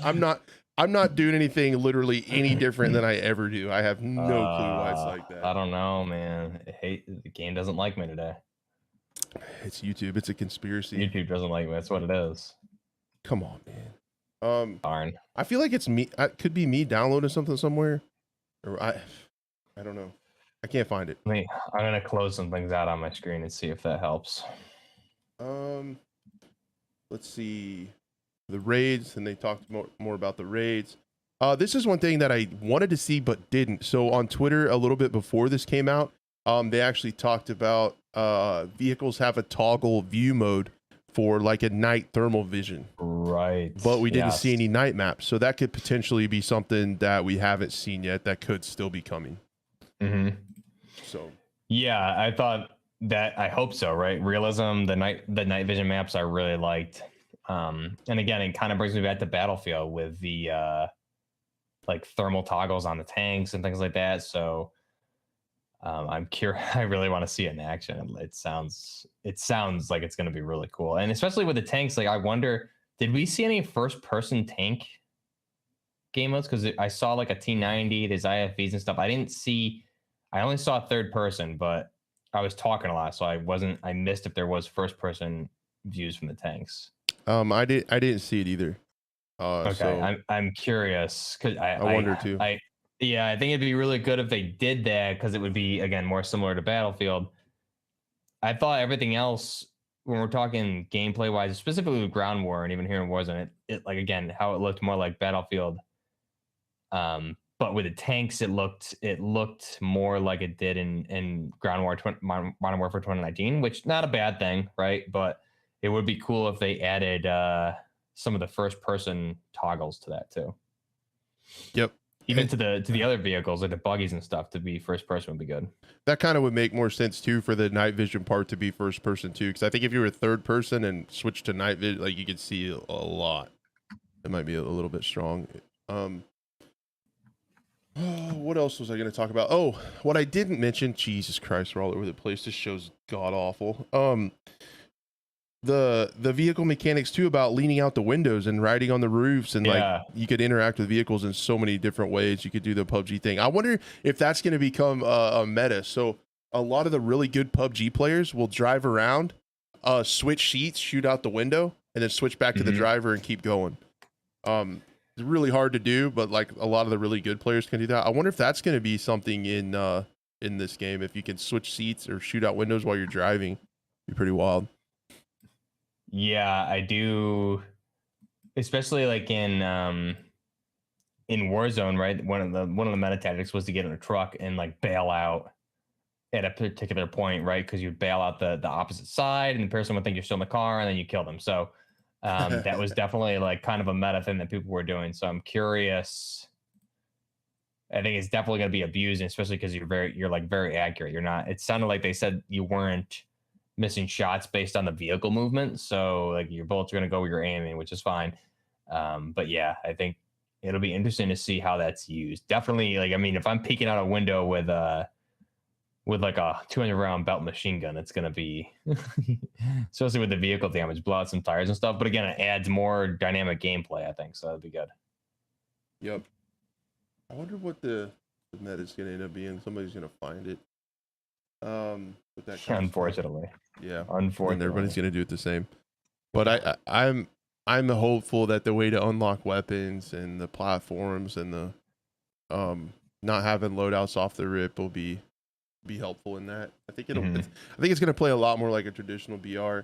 The other thing, I have to be honest. I really have over this last year really enjoyed Rebirth, and there really wasn't anything for the Rebirth players. Off the rip, which I guess I get it, because it'll get people to at least try this mode. Everybody will try the regular big BR, and then they'll probably add it later. I think there was such a subset of people that played Rebirth that they have to add it later. I'm almost 100% sure they will. Yeah, I think they will. Hopefully it's not. I hope it's not Rebirth though. I hope it's just a new map would be good. But we talked about this on Monday too. I think they'll add it later on, and I think that one of the reasons they added Rebirth is because they were adding so many more weapons. There needed to be a faster paced mode. And you look at Warzone now, like those are the only modes that I think are currently playable, just with the amount of broken weapons and mechanics in the game. So the way the map is, this map for Battle Royale looks a lot better. So if they break that into subsections or come up with a different map completely separate from anything we've seen from Rebirth or Fortune's Keep, I think that would be a good resurgence mode. But I think you definitely need at least, well, how long? It was about a year till those Rebirth Island came out, right? So I think you're gonna need to give the map a good amount of time, I feel, to start before the other maps are added. And they can do resurgence on the big map, like they do that right now. They do resurgence called there. It just starts smaller. So all is not lost for the Rebirth community. Exactly. And I don't want to cut you off, but right there on the screen behind us, we just saw that white SUV roll up and the guy on the roof and parachuted off. That's the exact spot I was looking during stream. Was like, holy shit, that looks exactly like Wildlands. If you didn't tell me, I would have said that's Wildlands. So check that out, guys. If you missed it, just rewind it. Like, that's pretty cool. And then as we see this guy, sorry, podcast listener, what do you think of the inventory? Do you like it? Like, how do you feel as a controller player that's going to feel? Is that going to be an advantage to mouse, like being able to move stuff in the inventory with the mouse? Or do you think, I couldn't tell how exactly it would work on a controller? No, I mean, in Blackout, they refined it. It was a little slow at the very beginning in Blackout, getting used to it and just the way it was, but they have different menu options and stuff, and eventually they refined it in Blackout, where I was in and out of a backpack, I felt sooner than I was faster than a mouse player, to be honest, because you get into a backpack and it looks like there's different sized backpacks. So you would just need to know, you'll learn the inventory space in the backpacks, and you'll learn if you need to toggle, if there's like 1 or 2 pages for the backpacks. And then the way the backpacks worked in Blackout is like everything would be organized. So you'd have like your weapons followed by your attachments, and then on page 2 would always be the different ammos and like perks and stuff. So if you needed something, you knew exactly where to go in the backpack, and the backpacks are always the same size in Blackout, so you would know exactly how many spaces over you learned. So it'll be really, really quick. And the way it worked, I think you just again use your arrows, use your D-pad, and you just, I know what I need, or I see it, I'm gonna go over 4, and like whatever the button is to equip it right away, it'll equip to your weapon or go to your backpack. There'll be 2 different buttons probably. So it's really, really fast. If they obviously they're taking a lot from Blackout here, so it'll be quick. Man, the water looks so cool. It looks so good. It does and, look good. And then yeah, because I remember playing some of the first games I played was PUBG on Xbox. The PUBG inventory was so bad. Was so bad. And then it got better, right? So that exactly, yeah. I remember like Blackout was looting. Well, debatably, Blackout at least. We were looting so slow at the beginning of Blackout, but Treyarch did a great job of making it play so much better over like each season or even weeks. They were making updates, so we're basically gonna get that system. I'm feeling for sure. Even down on D-pad is open backpack, so it's the same as Blackout. And then that was awesome. Said something too. I didn't want to forget to talk about. Is he said potentially night raids in DMZ with NVGs because in the trailers we have seen a little bit of NVG like gameplay, and oh my gosh, like night raids are a completely different game in Tarkov. So like doing that in DMZ would be really cool. Hopefully there is like a day-night cycle to add just replayability and stuff. Yeah, I agree. And a lot of the stuff we saw indicated that for some of the leaks too. So I agree. Yep. And I'm just watching Nick Merckx clutch this. This moment. This was a really cool moment to watch. Dude, like, classic Nick Merckx too. Damn. So he's like, and then his forehead is like right up in there. Yeah, I love it. That's how he plays on his stream too. He's just always like, it's always forehead. Yeah, just forehead gameplay. So it was pretty awesome. But it was funny because earlier like a little bit earlier in that round, he's like, dude, my gun sucks, blah blah blah, and then he just gets a 3-piece at the very end to clutch. It just wipes the whole team. It's amazing. Yep, I thought it would be. I thought that circle was actually going to play out more interesting. I remember saying in your chat, like the final circle on the water. I wonder how that's going to be. Right. So, but nobody really tried to use it. I thought it would have been really interesting to take the water, swim underneath, and come up under the bridge, rather than try to play it out in the street. But what do I know? Just a boomer. Yeah, I mean that's like a great strategy to do, right? You wouldn't expect that for someone to do that because you're not, especially right then and there. No one's used to water, so if he had done that or the opponent had done that, like nobody would have thought nobody would come to the water flank. So right, that's a good way to play it. Trying to find like where the game actually starts again for the next one to have up on stream. But then the other thing, we're getting kind of to the end of my observations. The other thing was I thought the helicopter was really cool. That was a really cool moment when they were flying around. You could walk around in it too, right? Like that was big, yeah. So you weren't like locked into a seat. You could actually like walk around in the helicopter while it was flying. So it seems like they really did do a lot with vehicles. They did, and I love that aspect. Like you're in, I think it was the Seahawk you were in. Yeah, you're able to walk around, and we saw players like using their LMGs in the helicopter, going side to side, even the back ramp. And we saw, I don't know if it was Iceman Isaac or somebody got some snipes out of the back of the helicopter, which was awesome with that Lynx. So I think that's a huge improvement to the gameplay. You're not locked in a minigun or in a seat. You can move around. So if hey, there's a guy like on the low left side, there's a couple different angles. Everybody just shifts over to that side and starts lighting them up. I think it's a great feature. Again, improving in areas that make sense to improve upon. Yep.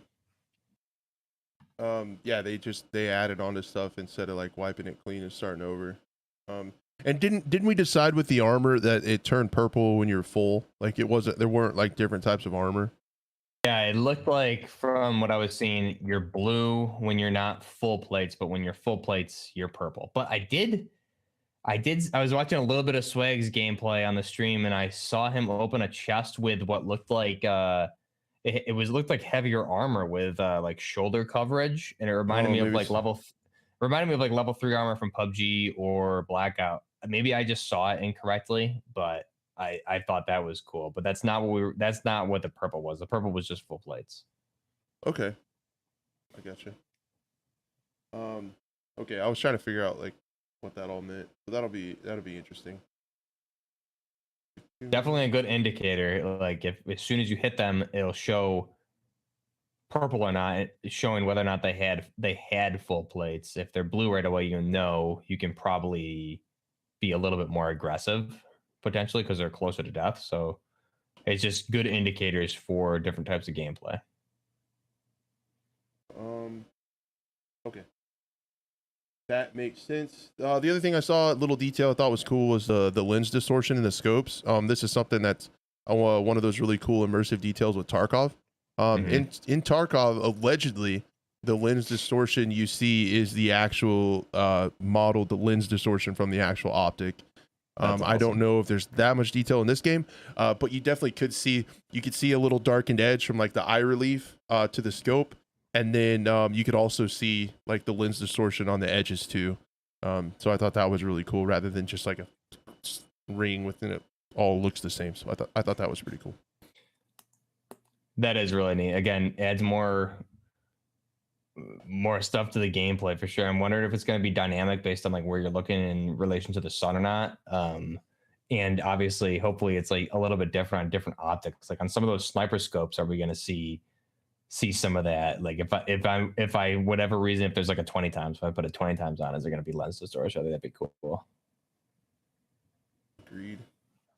And then that's where I noticed the compass has direction and words sometimes. So I guess you can see in the gameplay up here. Yep. When you're facing north, it'll say north and then the degree, so you can call out like the cardinal directions. That's something I hadn't seen in a shooter yet. I put here, these are just my random ass thoughts. I'm sorry.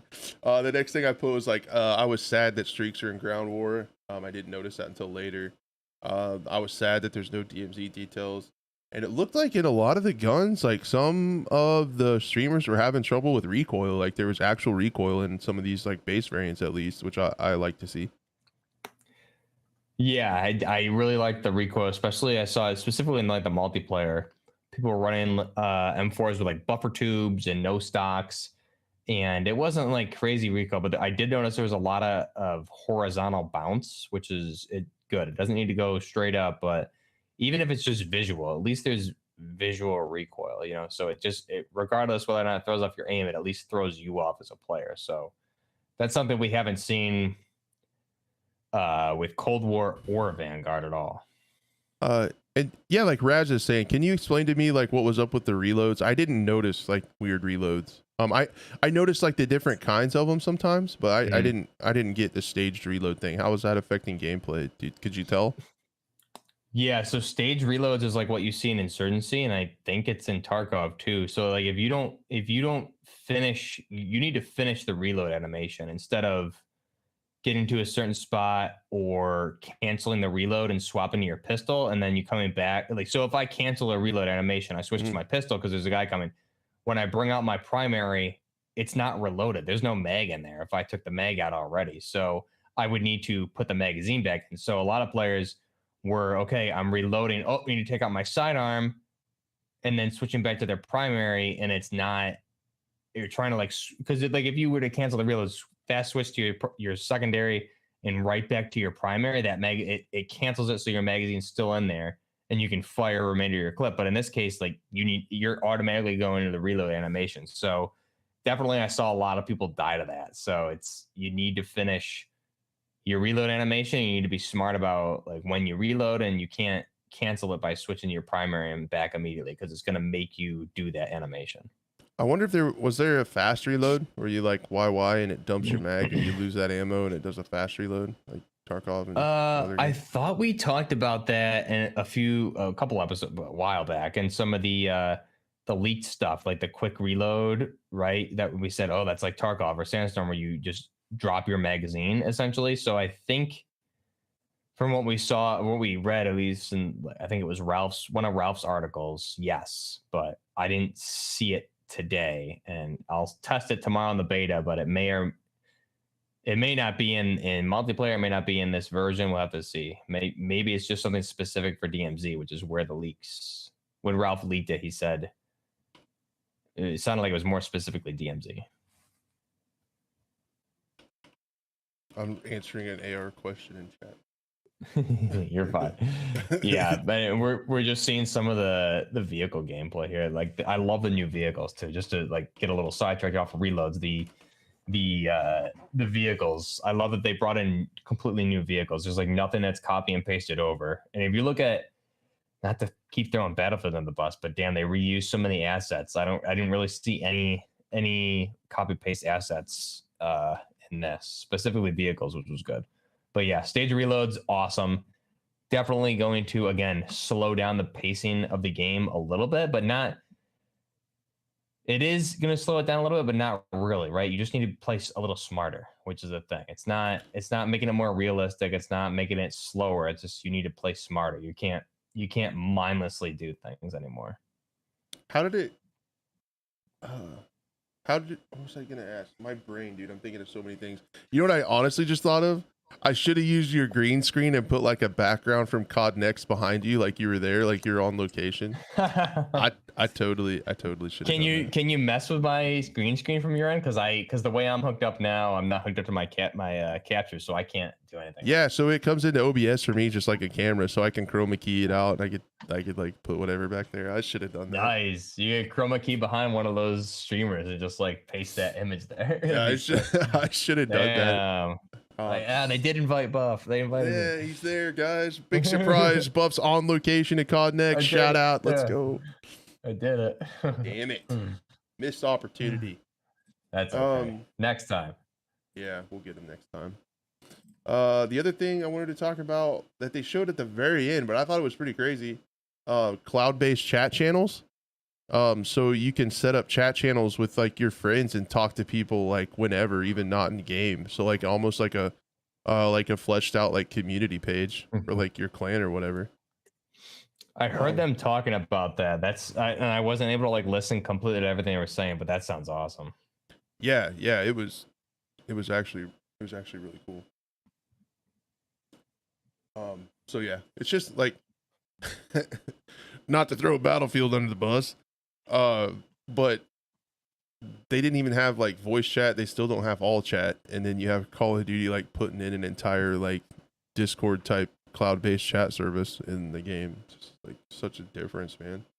Yeah, exactly. They're innovating in like every area, where Battlefield innovating seems to just ruin the game, right? They're like innovating in the wrong spots, whereas again, Infinity Ward, I hate to say it because I love previous Battlefields, but Infinity Ward, they're innovating the game in the right areas, whereas DICE and Battlefield seem to just be focusing on all the wrong shit, unfortunately.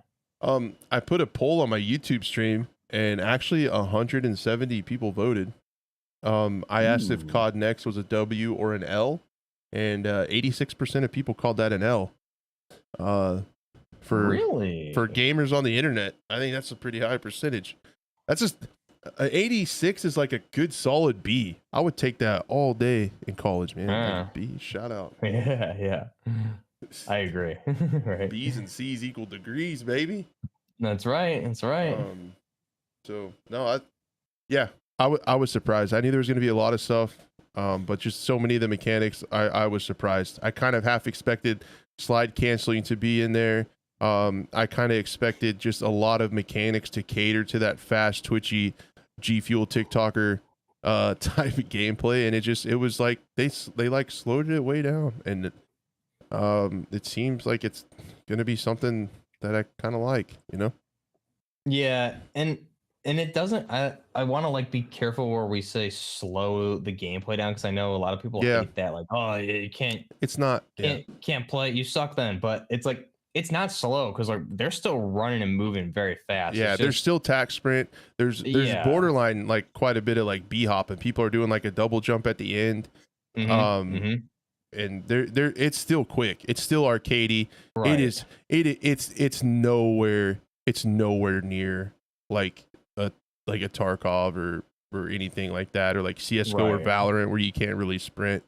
It takes a little bit of the exploits out. Exactly what I was thinking.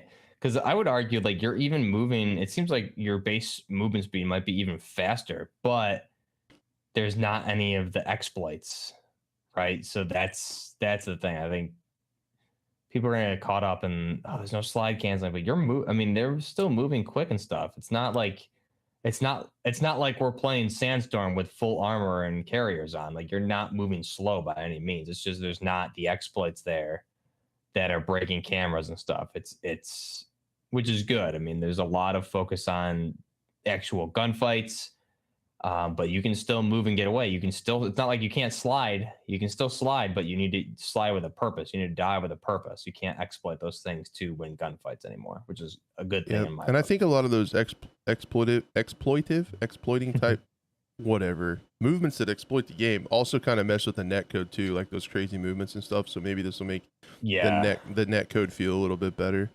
Hopefully exactly. hopefully I didn't alienate too much of the audience by calling people G Fuel TikTokers, because like I get it, man. Like I'll play S&D sometime and there's just some insane players that mastered that movement that'll shit all over me. So I mean, there's a skill to it for sure. It's just, and I can play like that for like just a little bit, but my hands get how old do I sound?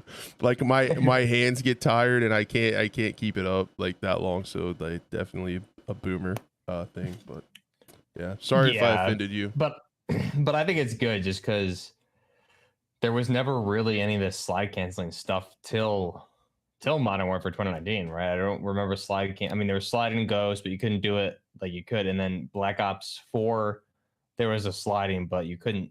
I don't think you could actually slide cancel in that game. So, um, yeah, it's not. No, it is what it is. I think it's for the best, in my opinion. Yep, we'll see. And I totally get. And then again on like a debate or an argument or whatever, putting my people in someone else's shoes, like someone who is good at that, who took the time to Mhm. learn how to do that, use it to their advantage. I could see this being a big bummer. So like I get it. I get it. Yeah, but I think there's going to be ways around a lot. I think again, you're still moving fast, and we haven't really seen much of the game, to be honest. So I think there's going to be a lot of perks and things like that that'll allow you to do different things. So I think Yeah. there's still gonna, and it sounds like with the different, like, almost, I want to say, whatever they call it, archetypes, as far as like play styles go, there's going to still be ways to use movement to your advantage, but there's just more emphasis on gunfights than, sliding around people and shooting at stuff like that. So Yep. I totally agree that movement and getting good at the movement should be rewarded and should be like a layer of balance and a layer of your skill. But I think it should be like like much more the percentage should be gun skill in a mhm, shooter. Feels better to right. me. Where I think it got a little bit more to the movement as being more important or as important as the gun skill previously, based on some of those quote unquote exploits. So, but I get both sides of the Yeah. argument, but I prefer this way. I think it'll be more about the gunfights. I think it'll be a little bit more about positioning. But they did mention that like the movement speed and all this stuff is an incredibly fine line, and I get it, right? Yeah. And it's kind of that what I would call like a pretty perfect mix. Mhm. How it looks like right now, like it's still fairly tactical.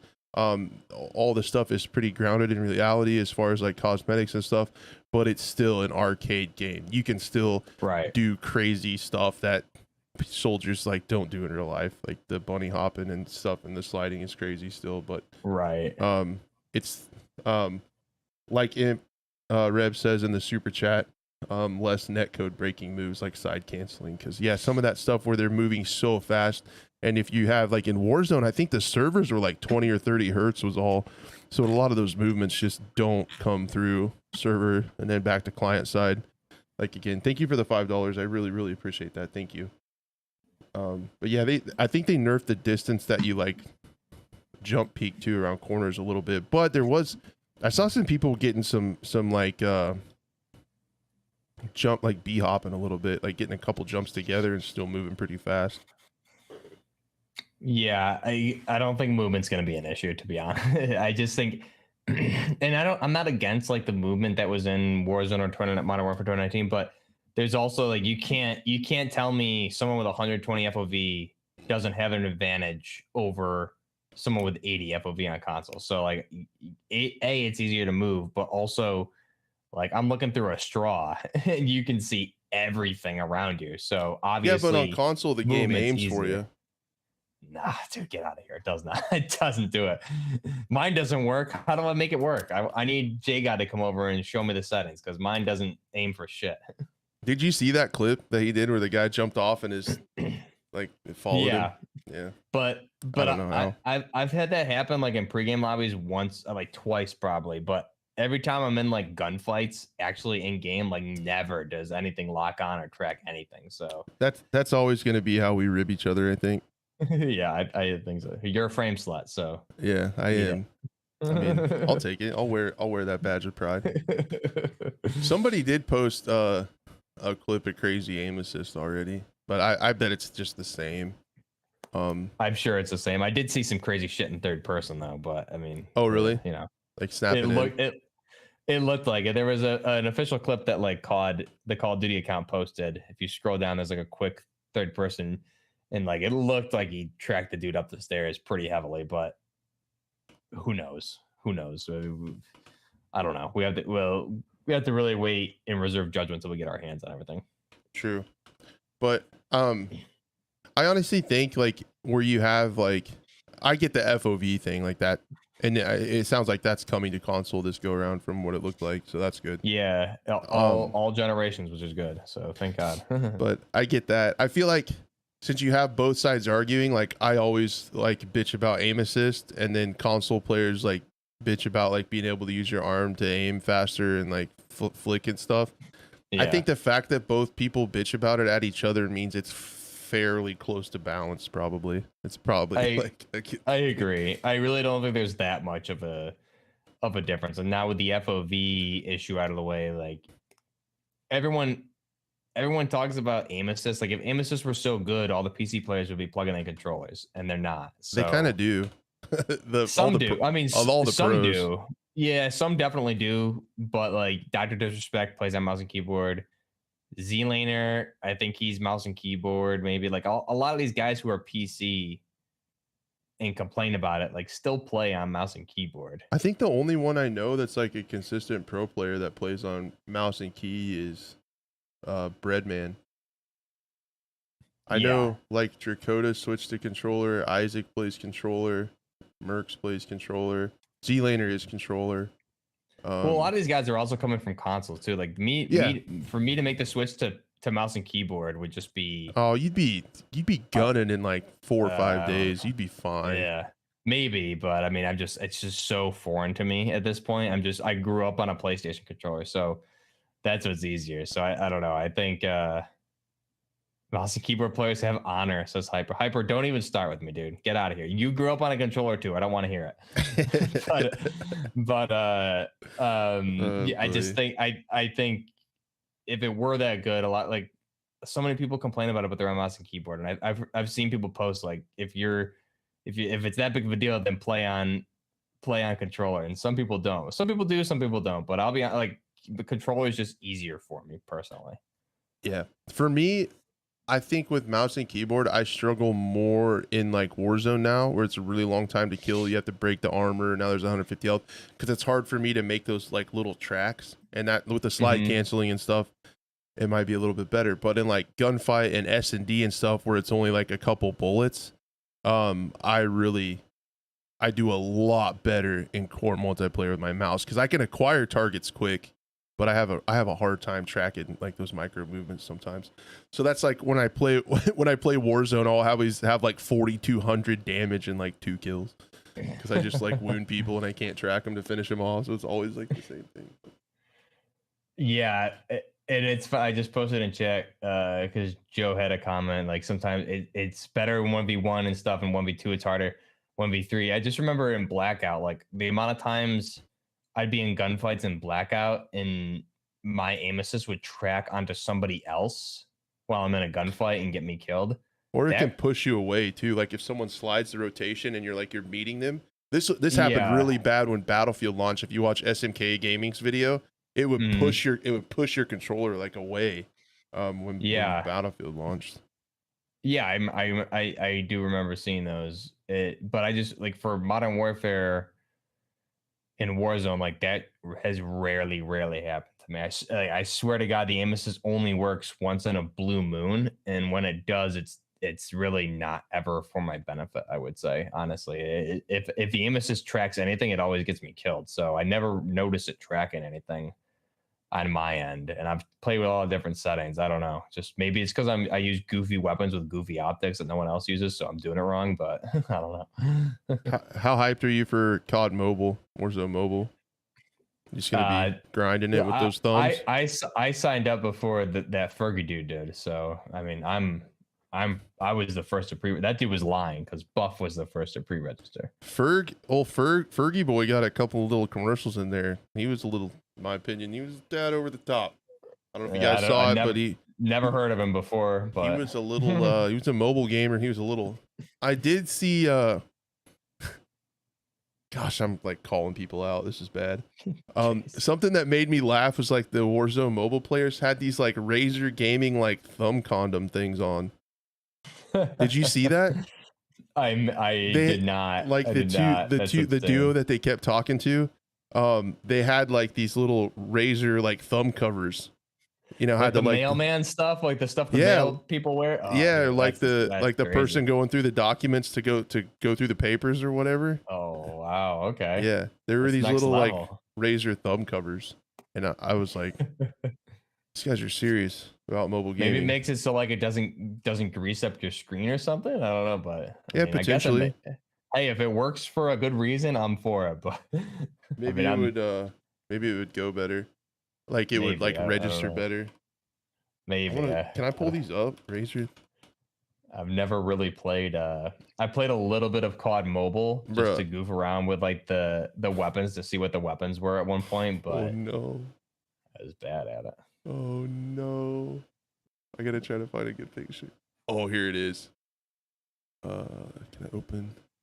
Are they bad? Yeah. How much are they? Tell me that while we're waiting for it to come up. How much? Well, if you want the Razer, so if you want the name brand Razer ones like our homies were using, then that's gonna be about $30.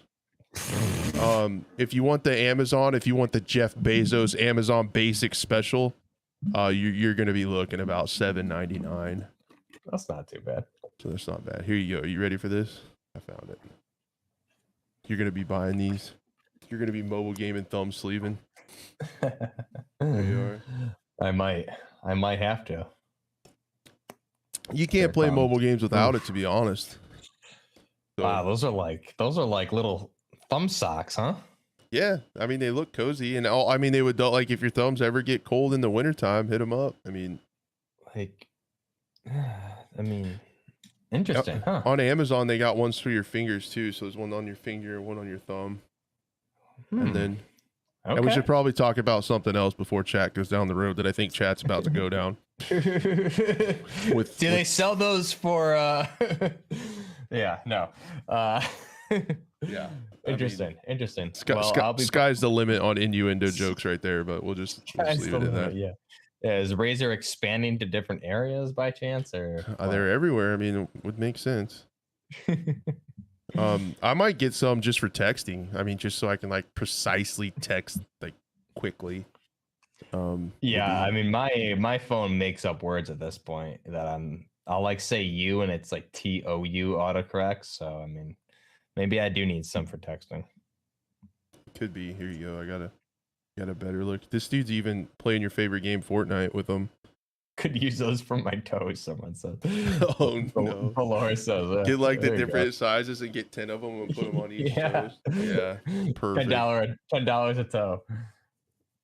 Oh, perfect. There you go. There's the one for the finger too. So if you're doing a claw grip on your phone, boom. That's too much. That's way too much. To be fair, like just to say something actually pertinent about Warzone Mobile. It's really smart what they did marketing wise with hitting this nostalgia of Verdansk. And also, yeah, I want you to poke the screen with that. Put the cover on that and then poke the screen with it. Only with gunpowder in it, right? And then they did that Verdansk to get people to play it, and then the cross progression is pretty crazy. So like you can level up the battle pass and stuff sitting on the shitter. Like it cross progression to regular Warzone. I thought that was pretty wild. Yeah, that's pretty cool, especially because it looks like all the weapons are the same. So I'm hesitant to be like these weapons are confirmed just because we saw them in COD Mobile, but it's pretty obvious that they're going to share the same weapons. But I like that progression seems like it makes sense, and I guess from a mobile perspective, it was probably less memory to port in Verdansk than to bring in the new map. Yep. So that's something else I learned. There's 38 special. That's something else that I learned. There are finger covers for mobile gaming. Finger covers, I love it. I'm gonna see if my Cronus Max will be able to hook up to the phone and just dominate. Not to compare, Crash, but like my bullet's bigger than your bullet, so just saying. It is about precision and how you use it. It is. That's what I tell my wife anyway. Can we hope that this motherfucker, when it hits an engine block in Warzone 2, actually does something? Like, look at the size. This bullet is probably like down to here, right? Like this is a 50 BMG. Like this fucker hitting you is gonna blow you to pieces. That's a big bullet. I can't find my SOCOM bullet. I want 50 cal glory in Warzone 2 is what I want. Yeah, it should be. I mean, I can't find it. All I can find is my Gandalf pipe. Same thing. That's all I have. This Gandalf pipe in Warzone 2. Yeah, this commands almost as much respect.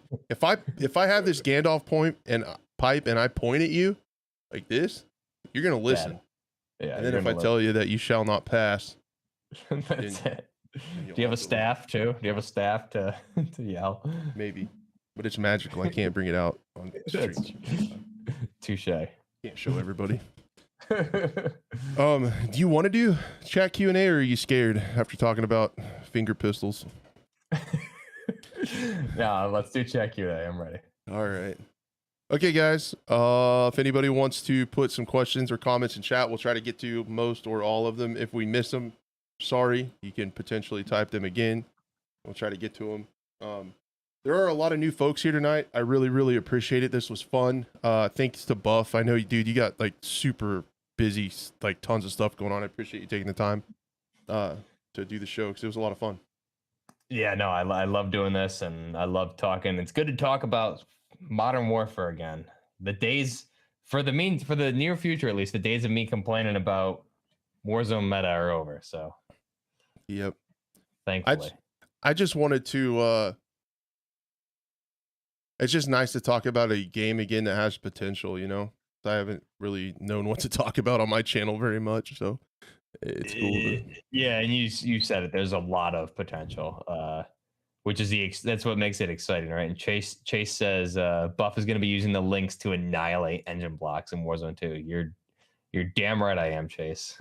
I hope thoughts on perhaps a third-person Warzone 2 mode might be pretty cool. Yeah, and I think we talked about this a little bit in chat, and Crash, I want your opinion too. It seems like that'd be a really good limited time mode, especially it seems like it's going to be a toggle for third person. So in private matches, we know there's private Warzone in this, so we could do third person DMZ, third person Warzone. All of that's possible, which I think is going to be awesome.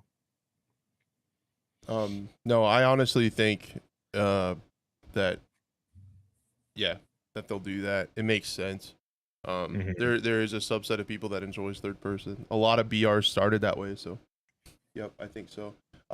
K-Dog asks, what do you guys think about Last Stand being in the game? Not a big fan of it, but I'm holding judgment until I play it because I mean, they can balance it to where you have such low health and your pistol does so little damage. It's just kind of a waste. Like it's so. Yeah, I'm not a huge is fan. it in there? Is it in there? Yeah, I it's a didn't even see perk. it. It's Oh, not even a okay. field. So like Dead Silence is a field upgrade, Field but upgrade, the interesting. Last Stand was a perk. I think it's a perk you'll probably have to earn. I hope I Yeah. hope people aren't going to be last standing with the Glock 18 because Glock 18C is in the game as a conversion for that X12 or whatever it is. So you can convert. That's another thing we didn't talk about is there is that pistol chassis that we saw for the pre-order bonus. That blueprint is full auto, and I did see like Swag or somebody pick up a 27 round Glock 18 with the compensator on it. So that thing can go full auto. So if people are going last stand on that, we're gonna be in for some trouble. Yeah, there's gonna be something broken. Who knows what it'll be, but it'll happen. What do you think of the gun sounds? Some of them are crazy, some of them are odd, at least in my opinion. Edward asked. I'll be interested to see what Buff thinks when he gets his hands on the beta tomorrow. Definitely check out his channel, link in the description to follow along because he'll be playing it tomorrow afternoon. Getting in on that. I honestly thought from what I could hear, limited what I can hear, I'm also a deaf boomer. I felt like they still have some work to do with audio level balancing. I thought some of the weapons were way too loud.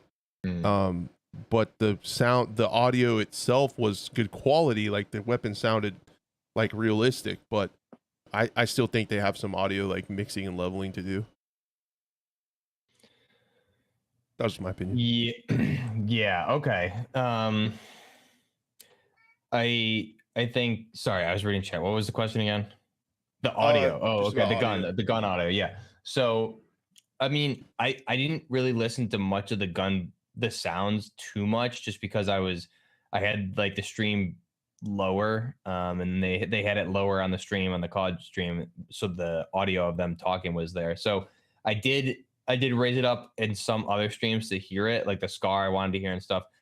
I'll get a better idea tomorrow for sure. But that's one of the feedback items I heard from Charlie Intel is like the audio levels need balancing, which that'll happen. I mean, we have more than a month to release. All that stuff is easy fixing on their end, and people forget they made a lot of changes from the alpha to the beta to the final release of Modern Warfare 2019. So stuff like that, I don't think is going to be an issue. But I'll definitely test it out tomorrow and see. Cool. Yeah, stay tuned for that. Truck asked, were there any anti-vehicle capabilities? We're hoping the 50 BMG does it, but there was definitely, I saw a Javelin and also RPG, so there'll be a lot of ways. Also, even it looks like you could probably affect the handling by shooting the tires out with whatever AR or even SMG you have. You can shoot out tires. We saw that, so it looks like there's quite a few ways to do with vehicles. There are even anti-vehicle mines that float on the water for boats. This game does have more naval vehicles than Battlefield does, so that's the world we live in now. There we are. Yeah, we're there. COD has more naval vehicles than Battlefield, but there's a lot of ways to deal with vehicles, I think. It looked like. Yeah, that's crazy. And I see Joe W112 is asking, what are the pros and cons with a mag on the barrel versus like a normal magazine? So basically what he's saying is, what advantage do you get with ammo on the barrel, like a P90? So do you reload faster or less recoil, for example? So like, I think he's talking mainly about the AR-57 conversion, and we do know there's the AR-57 and the P90 in game. So both of them are taking P90 mags that are loading from the top. So like the way those, I'll go into it more in different videos, but regardless, the AR-57 is still, it's taking a different caliber. It's taking that 5.7 by 28 millimeter, I believe it is, same as the P90. So you're literally converting the upper receiver. You have a P90 firing from an AR-15 platform. So the advantages, I mean, there's really no advantage or disadvantage. You're firing a similar caliber to 5.56, not as powerful, but it's still bigger than your like 9x19, which was the whole purpose of that P90 MP7 conception, is to find something that was a little bit more powerful with body armor at the time. So there's really no pros and cons. There's you definitely have a faster rate of fire for sure, because it's converting it to an SMG versus a 5.56x45, which is the AR platform. So really no pros and advantages as far as like reloading faster, but you would have a higher rate of fire and you're converting it from a rifle platform to a submachine gun platform or a PDW platform, which is why when we look at like the beta tomorrow, that M4 Hurricane variant for the receiver, which is the AR-57, is a weapon that's in the SMG category. So that's why it's a conversion to a submachine gun versus the AR platform. Hopefully that answers your question without going too geeky. I think that makes sense. It makes sense to me. See if I can pick another one. Does this seem next gen to you graphics wise? Yeah, it seemed like improvements.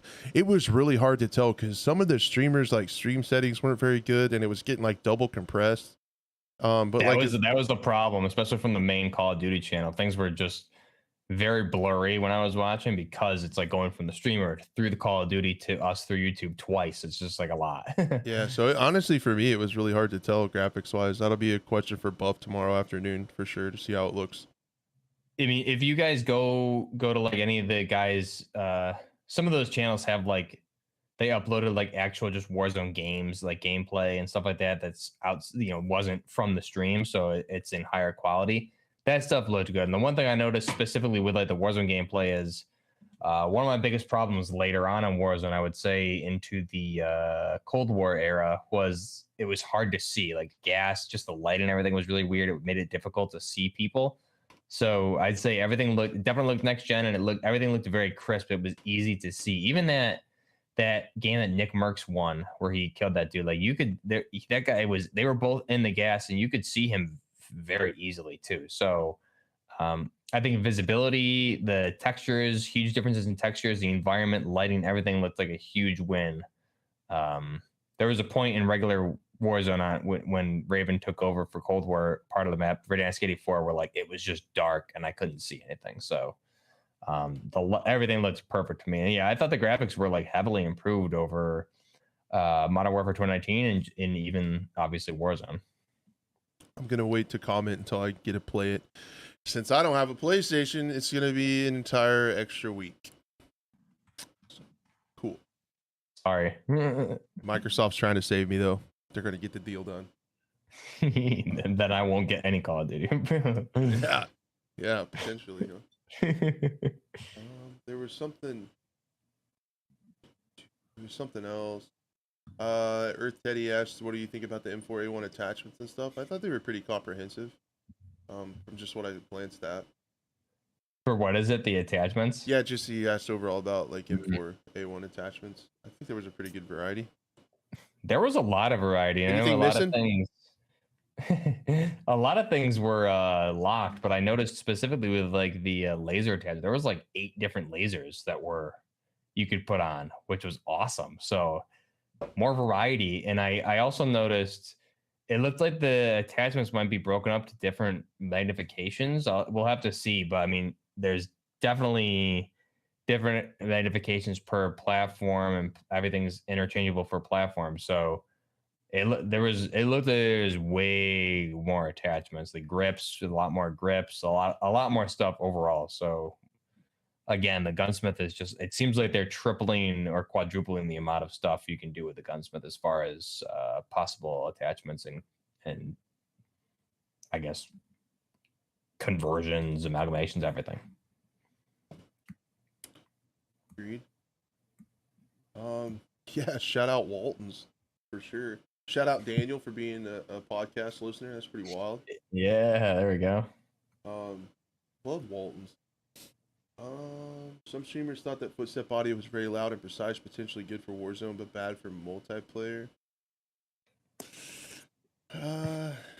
Footsteps are, man, they gotta be right in there. I don't know how I would balance it. They can't be too loud and they can't be too quiet where you're getting dead silence all the time. I think you have to balance them with the distance at which you start to hear them. I think that could be fine tuned. And I honestly think it should be where, walking is quite a bit like Tarkov. Walking is quite a bit quieter than running. I think it is kind of like that to an extent. But I could see like even more of a difference would be pretty cool. Yeah, that's just hard to balance.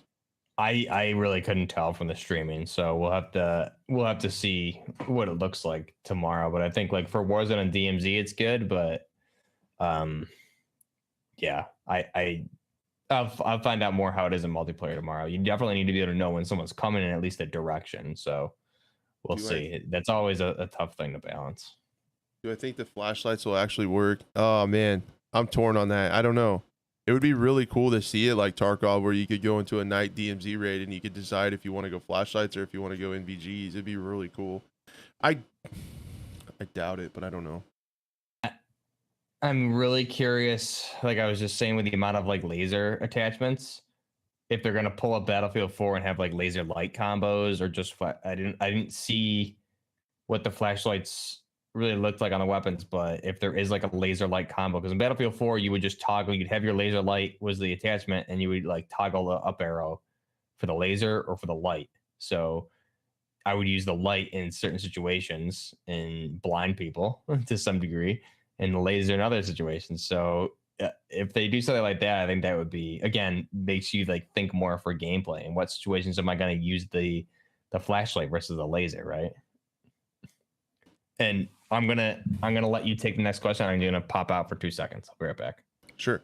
Thoughts on the two-person Gulag? Great question. I meant to talk about that. I probably boomerized and overlooked my notes.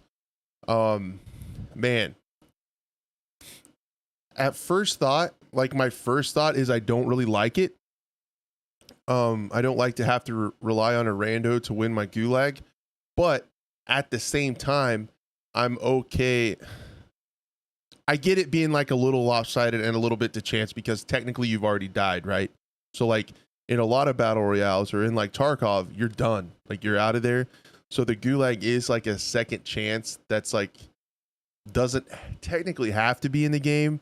And it's still a way to get back. It'll be interesting to see how it plays. It kind of sucks that it's not with like a friend or a teammate, because I do really like 2v2 gunfight. I hope that comes back to the game soon, which I think it's gonna do. But initially on the surface, like I'm not excited about it. But with proximity chat, it's probably gonna be pretty entertaining and pretty funny for sure. But it's really gonna suck if you get paired with someone who's terrible in throws. But yeah, it could. The gunsmith looks different in Modern Warfare 2. Yeah, Gunsmith 2.0. We talked about it quite a bit off the rip at the beginning. A lot of good changes, and I feel like I'm saying like too many positive things, but I really was halfway impressed today. The gunsmith is like they added to it, right? Like they didn't start fresh and come up with some different kind of crazy thing. Like they added to the other gunfight. They made it potentially less grindy. And yeah, Lib, I don't know, man. I might have to be turning proximity chat off if I'm streaming, right? Like, man, I've just noticed that I've been getting back into playing S&D again to kind of get warmed up. And yeah, it's been incredibly toxic, so I might have to be able to shut that off. What do I think about Tarkov's recoil? I think it's okay. I almost don't like it. Tarkov's recoil is interesting because it has a lot to do with the attachments you have, and it also has to do with personal skills and stuff like that too. I think it's pretty good. I think the ammo is the problem in Tarkov. There's some broken ammo, and it creates a wide gap between what a new player can do if they come up against a Chad who's been playing a long time. But that's kind of part of it. I think Tarkov recoil is fairly okay. There's a lot of it, but if you spend the money on the good gear, you can get some pretty lasery guns that are really strong. Any gun builds you're excited to try and make in Modern Warfare 2? Yeah, I'm excited for the 458 SOCOM. I don't know if you noticed me for mentioning it. That particular AR up on the wall is a 458 SOCOM, suppressed with a 1-4 vortex on it. Nice. And I just really like my 458 in real life. I think it's a super cool caliber because out of that I can shoot 500 grain subsonic. So the suppressor that's on the lever action also goes on the 458. And I think it's an incredibly flexible caliber right? So I can shoot 500 grain, massive chunk of lead, subsonic, still have a lot of knockdown power, kinetic energy, but it's really quiet. Or you can step down to like a 360 grain, like jacketed hollow point or something, and crank up the speed and shoot it actually pretty darn fast. And you could just do a lot with that rifle. It's a really, really flexible caliber. I think it's really cool. So I'm excited to see what you can do with the 458 in Modern Warfare 2. Is there anything you're looking forward to building, Buff? The gun master himself? Yeah, but first I have to ask you, what's the barrel length and what kind of handguard do you have on that 458? Nothing on the handguard wise. Is it just a regular pick rail or is it like key mod, M-lock? I can't put key mod rail on there and then add stuff or key mod grip or whatever. But I haven't yet. I on that one I do like a kind of a C grip on it. I usually put my thumb over the top and shoot it like that. It looks really similar to the version that's in the game minus the stock. Yeah, I would like to get it and show it, but I don't want to get banned on YouTube. Yeah, that's okay. So, but I like that build. It looks very similar. What I'm looking forward to, the one thing I really loved was I was watching. Jeez, my cats are just like going crazy. DK Dynamite. I think Game Over pointed him out to me during the chat, or the live stream. So I went over there, and he was running an AKS 74U. And so that's what I'm probably going to start with tomorrow is a 74U. It looks like the SCAR is not unlocked till level 30, so I won't get that we won't be able to get it till week 2 of the beta, besides the pre-order blueprint. But the AKS 74U had Zenico attachments on it after a little bit. So you had a PS? Jeez, hope that my cat doesn't turn off my computer. You had a PS, I forgot the Zenit designations, like a PS1 stock or whatever, Zenico stock, and then you had a Zenico handguard on the AKS 74U. So you're making a Zenit AKS 74UM, which is awesome. So I love it. I'm really excited to build that, especially that, build it into hopefully like an Alpha AK for a 105 or a 104.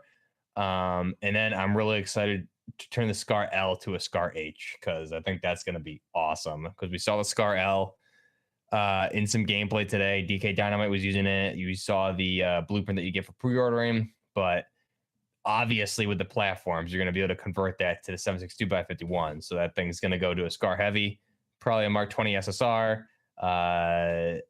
Mark 16 PDW, CQCs.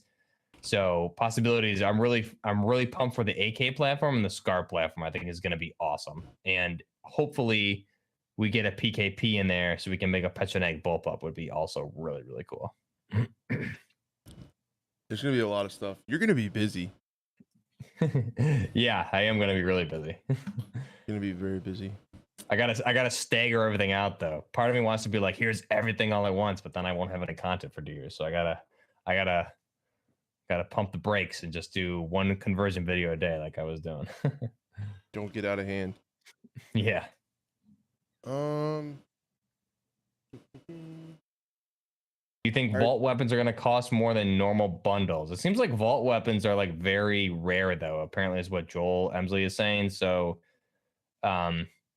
if they are in store, which I'm assuming they will be, I'm guessing they will, because you're getting more attachments, right? So you're getting like 50 plus attachment versus a blueprint, which would be just a specific set of attachments. So the vault bundles would almost be like, hey, I want to unlock everything for this particular gun with this like blueprint type schema on it. So it'll definitely cost more if they are in the shop, but how often will they be in the shop? As of now, they're saying they're super rare, but we'll have to wait and see. Agreed. He was asking about 50 Beowulf. I had to familiarize myself with them because I haven't ever shot one. I wasn't that familiar with them, but they said they're pretty much like a 4570, so it's pretty large round. They said 300 to 400 grains and slow. So yeah, it's going to be a close like to medium range. You're not going to do any like 500-yard shots with it. I'm sure there are people that do that. There are some insane optics. My buddy has I can't remember the name of it, but it's a Sig Sauer scope and rangefinder, and they Bluetooth with each other. and you can put in the like the ballistics. So he uses it for, he has a bolt action 458 SOCOM that's suppressed. He shoots subsonic, and you put it also interfaces with your phone, so you tell what you're shooting, the ballistic coefficients of your round, and then you laser rangefinder, and it talks to the scope and it sets the reticle for you for the drop and everything. So there's stuff where you can shoot those slower calibers like with a lot of drop and wind and stuff. It's pretty cool. Like you could the retic like you rangefinder, and then it puts the reticle where it needs to be. It's really cool. Sounds like a lot of those NDSW scopes that are just got adopted. So all that built in the one optic is coming to the U.S. military soon. So that'll be pretty sick. But pretty cool. yeah, 458 SOCOM and like in 50 Beowulf were essentially built for the same purpose, which is close quarters stopping power. So I think like mainly with the 458 SOCOM, correct me if I'm wrong, guys, but I thought it was like one of the main reasons was like specifically like if you're in Iraq at a roadblock and you have like someone just running a roadblock or whatever, you needed something stronger than a 5.56 to penetrate, you know, engine blocks and through the vehicles and stuff. So like 458 SOCOM and 50 Beowulf were essentially built for that close quarters punch. Same as if we look at like the Russian the Ash 12 or the Shock 12. Again, the 12.7 by 55 is similar to a 50 cal Beowulf. It's the same purpose as well. So those are all like very similar rounds, and they all serve the same purpose, which is close quarters stopping power. Which is weird to me that for that marksman version of the M4 platform, it's firing 458 SOCOM. But I guess that's, you know, they definitely watch my SR25 videos. That's all I can say. That's what I used it for. So they were like, that makes sense. They copied me. Yep. Damn it. I ruined it. My fault. Way to go. Hope you're happy. Both Crash and Buff, what's your favorite Glock caliber, at least right now? My dad has a 10 millimeter, and it's kind of cool. Ooh, okay. He also has, I don't know if you've ever heard of the 357 SIG. Yes, I have. Yep. He has one of those. It's really neat, man. It's not that fun to shoot because they're hot. Man, those rounds are hot. Like they got some recoil to them. And but it's fast. Like it shoots really flat. So the 357 SIG Glock is really neat. And then I like the, I think it's a Glock 41, whatever the 45 ACP is. I'm just a huge fan of 45 ACP. So I think that's a 41. Right. It comes in 45 ACP. I'm a 45 fan. Yeah, what is it, 357 SIG, right? Is that what it is? Mm-hmm. I've never seen that. I know the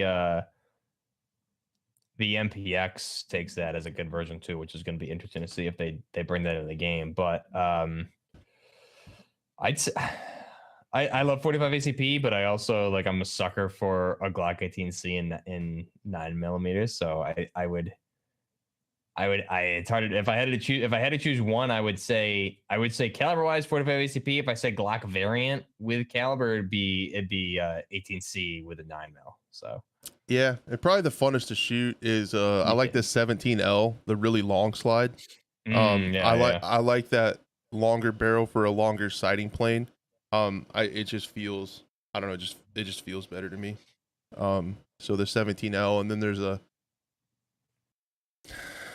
a 34 something or other, like 3-gun competition one that has a really long slide too, but not quite as long as the 17L. So I like it a lot. It's kind of looks silly too.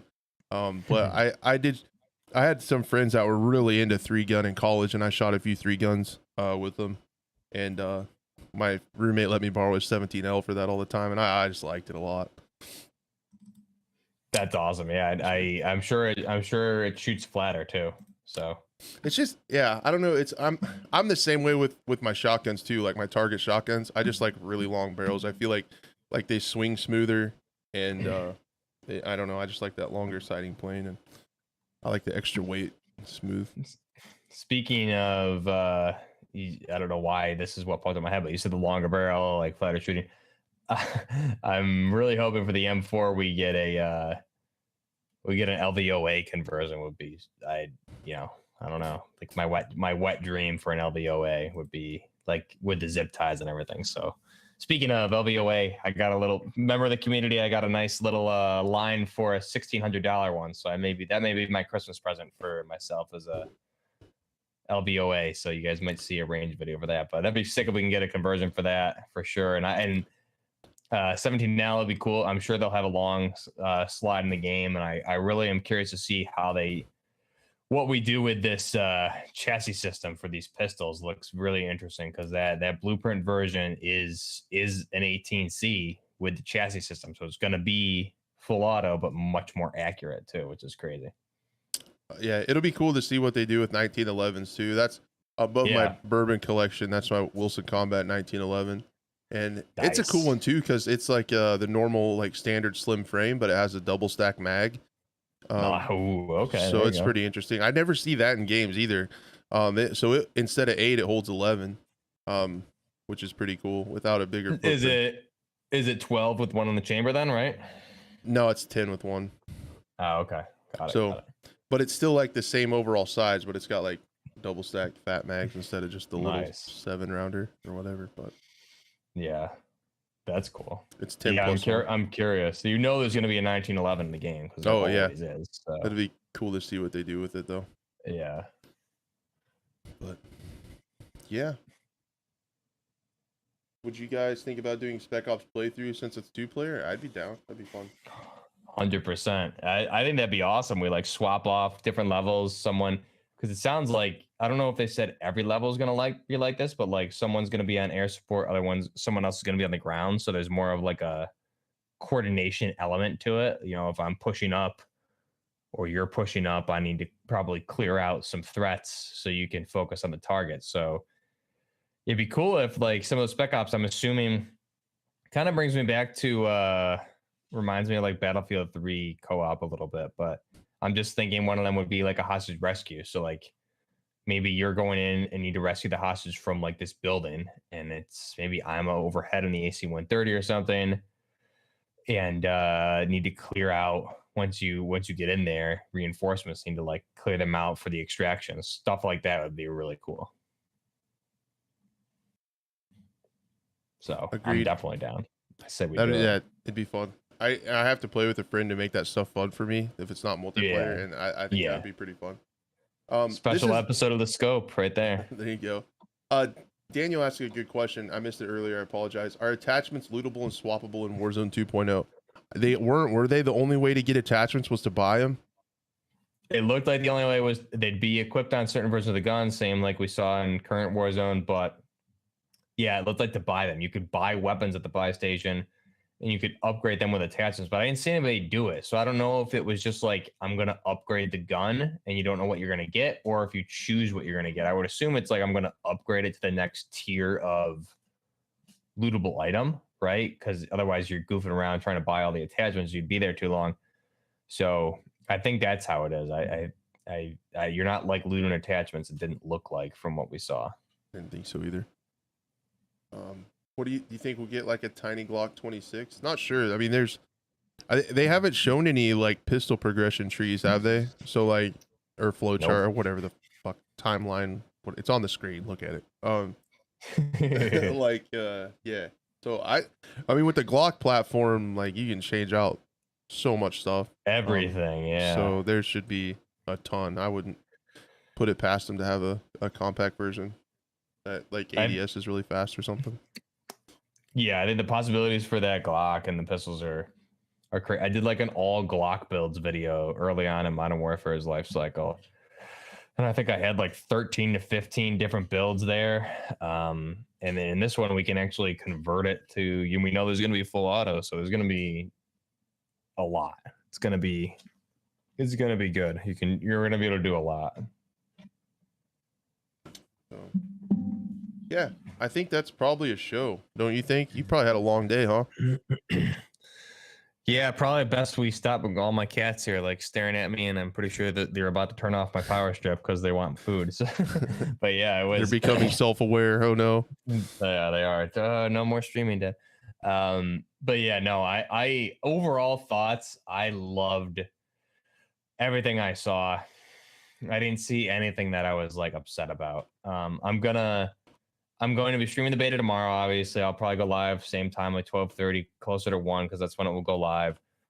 And I'm going to be playing the beta on stream throughout the week, doing videos. But I'm also going to like try and pace myself. But I don't think I'm going to get frustrated with this. I mean, I got a little frustrated with like Vanguard and because that's like dumb World War II. But I think this is going to be good. I'm my main goals are like level up weapons that are not the Cinder pack, because that's what I have. So I'm going to try and show off some things, do some different weapons. But and then week 2 crash, you'll get right in there with me. So I'm excited. I think overall things are great. I'm really pumped. I'm curious what we'll get for the beta. If we'll see some ground war in there, I'm excited for that. Hopefully, hostage rescue, search and destroy. I'm sure they'll be switching up a lot of the modes. And I don't remember. I think Ground War was a beta week 2, maybe last time, or a day 2, day 3. They like switch different modes, different days for you to test them. So I'm curious what they'll do, but looks good. Definitely want to see some DMZ stuff soon. And I'm really loving everything I saw with Warzone 2. So big win for today. I think everything they did was perfect. So Yep, I think it was pretty cool. Last question. It has to be the last one, guys. Or any thoughts of how it's going to go with the 2-year game, if it's going to last a full 2 years? Really no way in knowing that. I'm not confident that it will. The COD cycle could take hold. We've heard that the Modern Warfare 2 remastered maps are coming in to add a lot more content. I'm 50-50. I don't think I could answer that yet, if they're going to have enough content in year 2.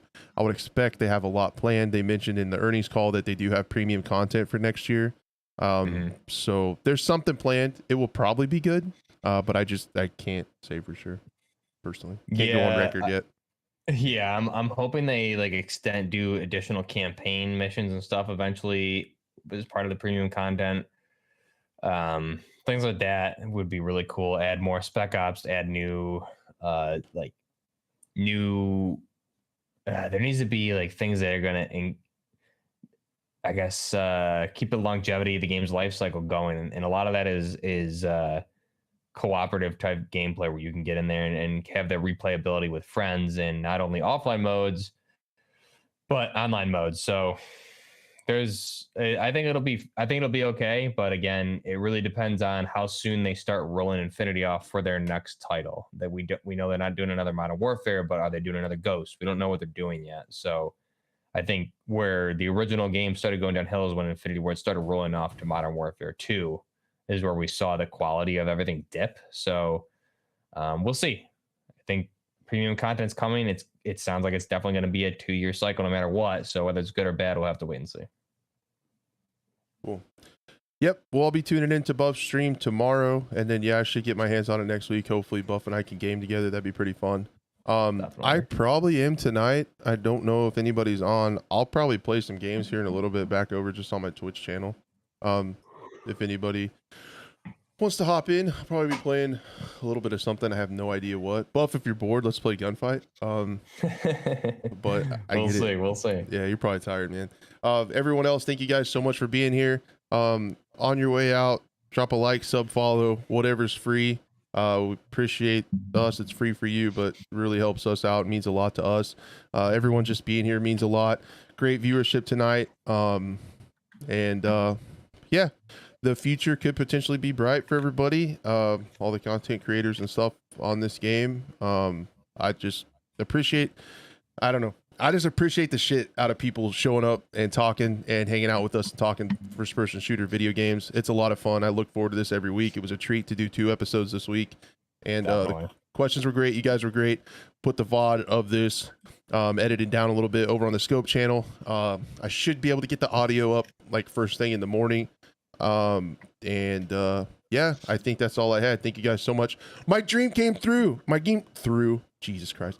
I drink a lot of bourbon. My dream came true. 69 likes on the stream. I've wanted that to happen for a long time. Tonight was the night we hit 69. Oh man, what a day. What a damn day. Tell you what, 69 likes. Nice is what I have to say about that. So yeah, guys, that's very nice. Nice. Thank you guys so much. I could potentially be on Twitch here in a little bit.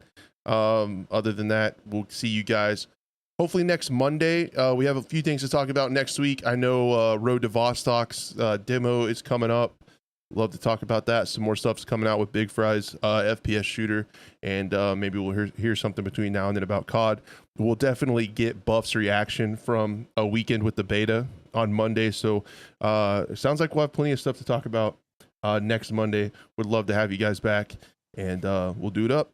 Thank you guys so much. Thanks, guys. Have a great night. Peace.